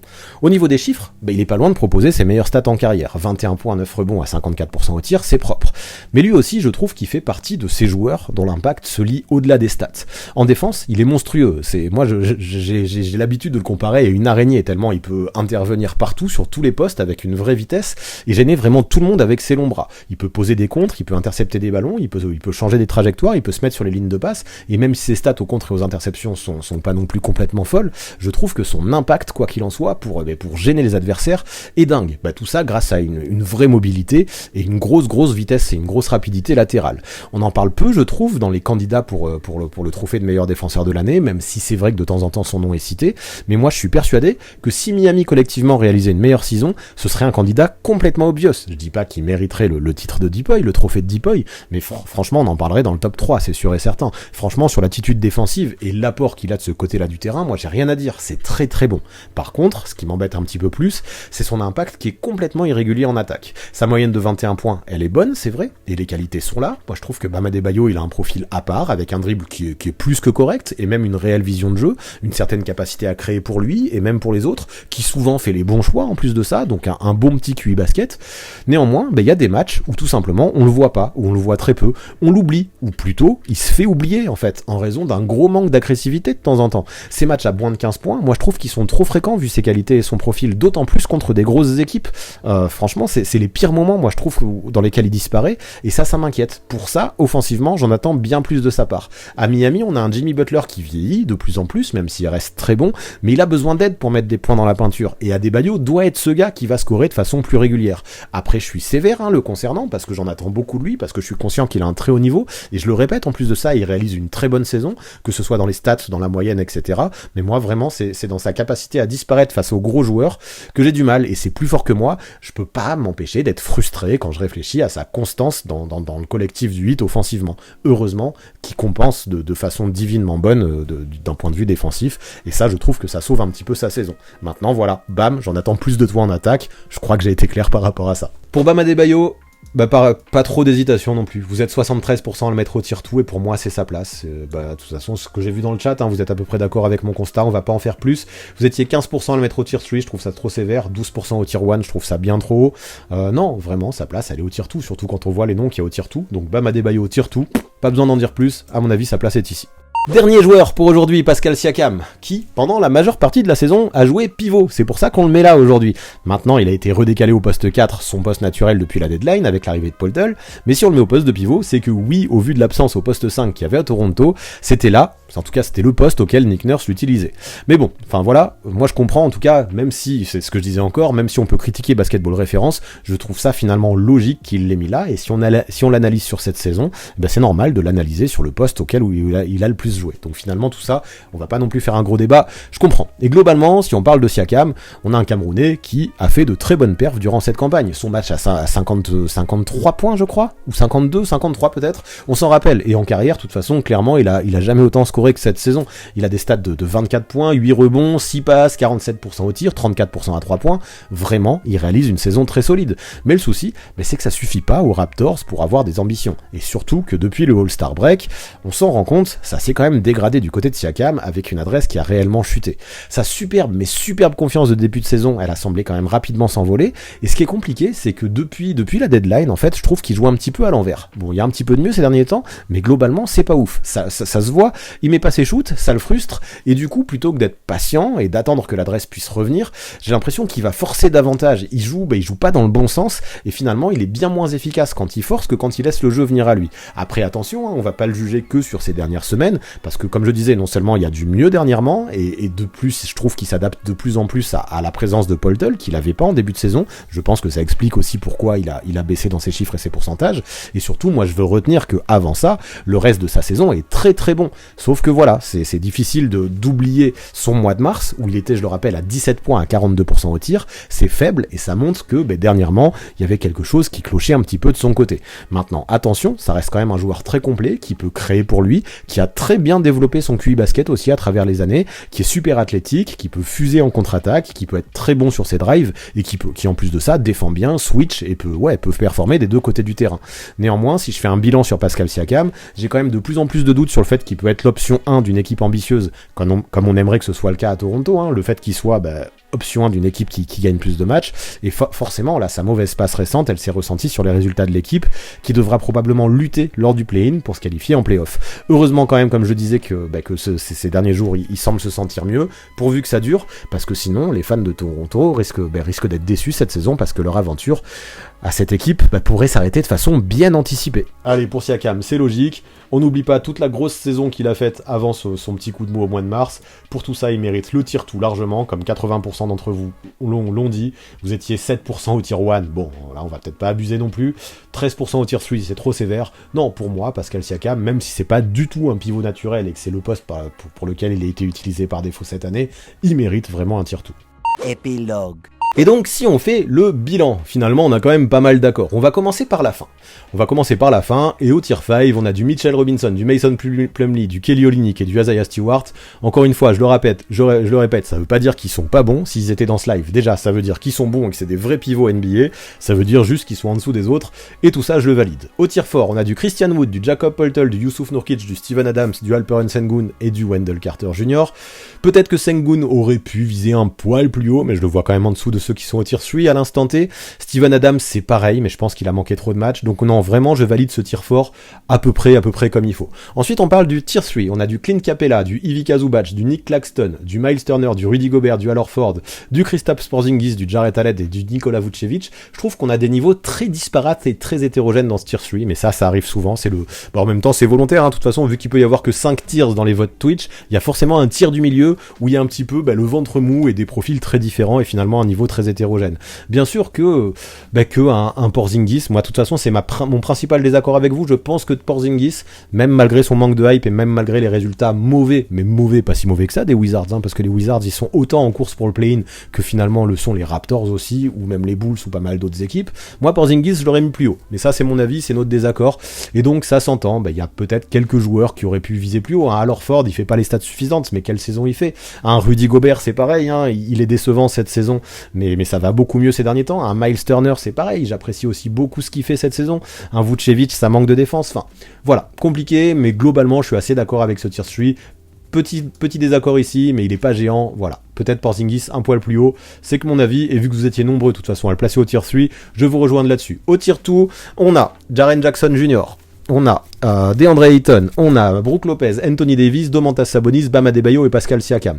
Là encore une fois, on a des très bons joueurs. Là pour moi, il y en a deux qui se dégagent, c'est Anthony Davis et Domantas Sabonis qui pour moi en termes de niveau de jeu sont au-dessus. Le problème de Anthony Davis, c'est qu'il a été trop blessé, donc ouais, c'est sûr, il est au-dessus des autres du tier 2, mais difficile de le mettre plus haut. Domantas Sabonis, son problème, c'est que le niveau du tier 1 est vraiment largement au-dessus, j'ai l'impression, de celui du tier 2, et Domantas Sabonis est sûrement un poil trop juste pour rivaliser, et finalement son niveau est peut-être plus proche de ceux du tier 2, même si sur sa saison, je le mettrais au-dessus de pas mal de ses joueurs. Gros big up quand même à Brook Lopez, qui pour moi fait une saison magnifique, mais qui n'est pas assez franchise player, entre guillemets, pour viser plus haut qu'un tier 2. Et au final, sans surprise, hein, le tier 1, le tier des gods n'est réservé qu'à deux joueurs, deux gros candidats actuellement pour le trophée de MVP, aux côtés de Giannis Antetokounmpo qu'il faut pas oublier. Pour moi, on va avoir une vraie lutte à 3.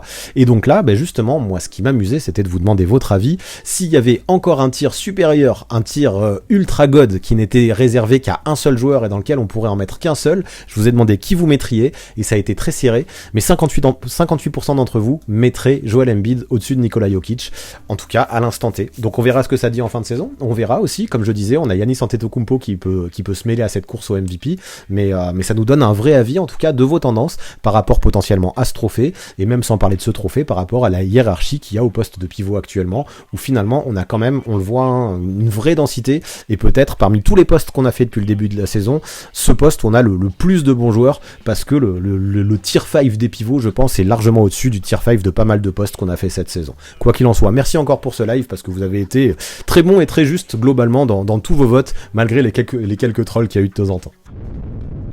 Voilà pour ce qui est des pivots de la saison 2022-2023 en NBA, voilà pour ce qui est de ce nouveau Crystal Ball. Alors est-ce que ça vous a plu? Est-ce qu'il y a des gros désaccords entre vous et la commu? Est-ce que vous pensez que ce tableau est plutôt bien fait? Donnez-moi vos impressions et filez-moi vos retours dans les commentaires, c'est toujours super riche de vous lire. Je vous le rappelle aussi, si vous voulez vous faire kiffer tout en soutenant la chaîne, en récupérant la fiche de la commu, c'est chez les copains de Popster que ça se passe. Il y a toutes les infos en description. Et pour finir, vous connaissez les bails, on s'abonne à la chaîne, on active la cloche pour recevoir les notifications, on lâche un maximum de pouces vers le haut, vidéo et on rédige ses meilleurs commentaires. Big up en tout cas à tous ceux qui sont restés jusque là dans cette vidéo, c'est super important pour le watch time, la mise en avant et le référencement sur YouTube, et merci à tous ceux qui continuent à soutenir sur Twitch et sur TikTok. Sans vous on n'en serait pas là, alors je vous dois un paquet de reconnaissance. Et si vous aussi vous voulez rejoindre cette team en or, vous savez quoi faire, toutes les infos, là encore, seront dans la description. À très vite.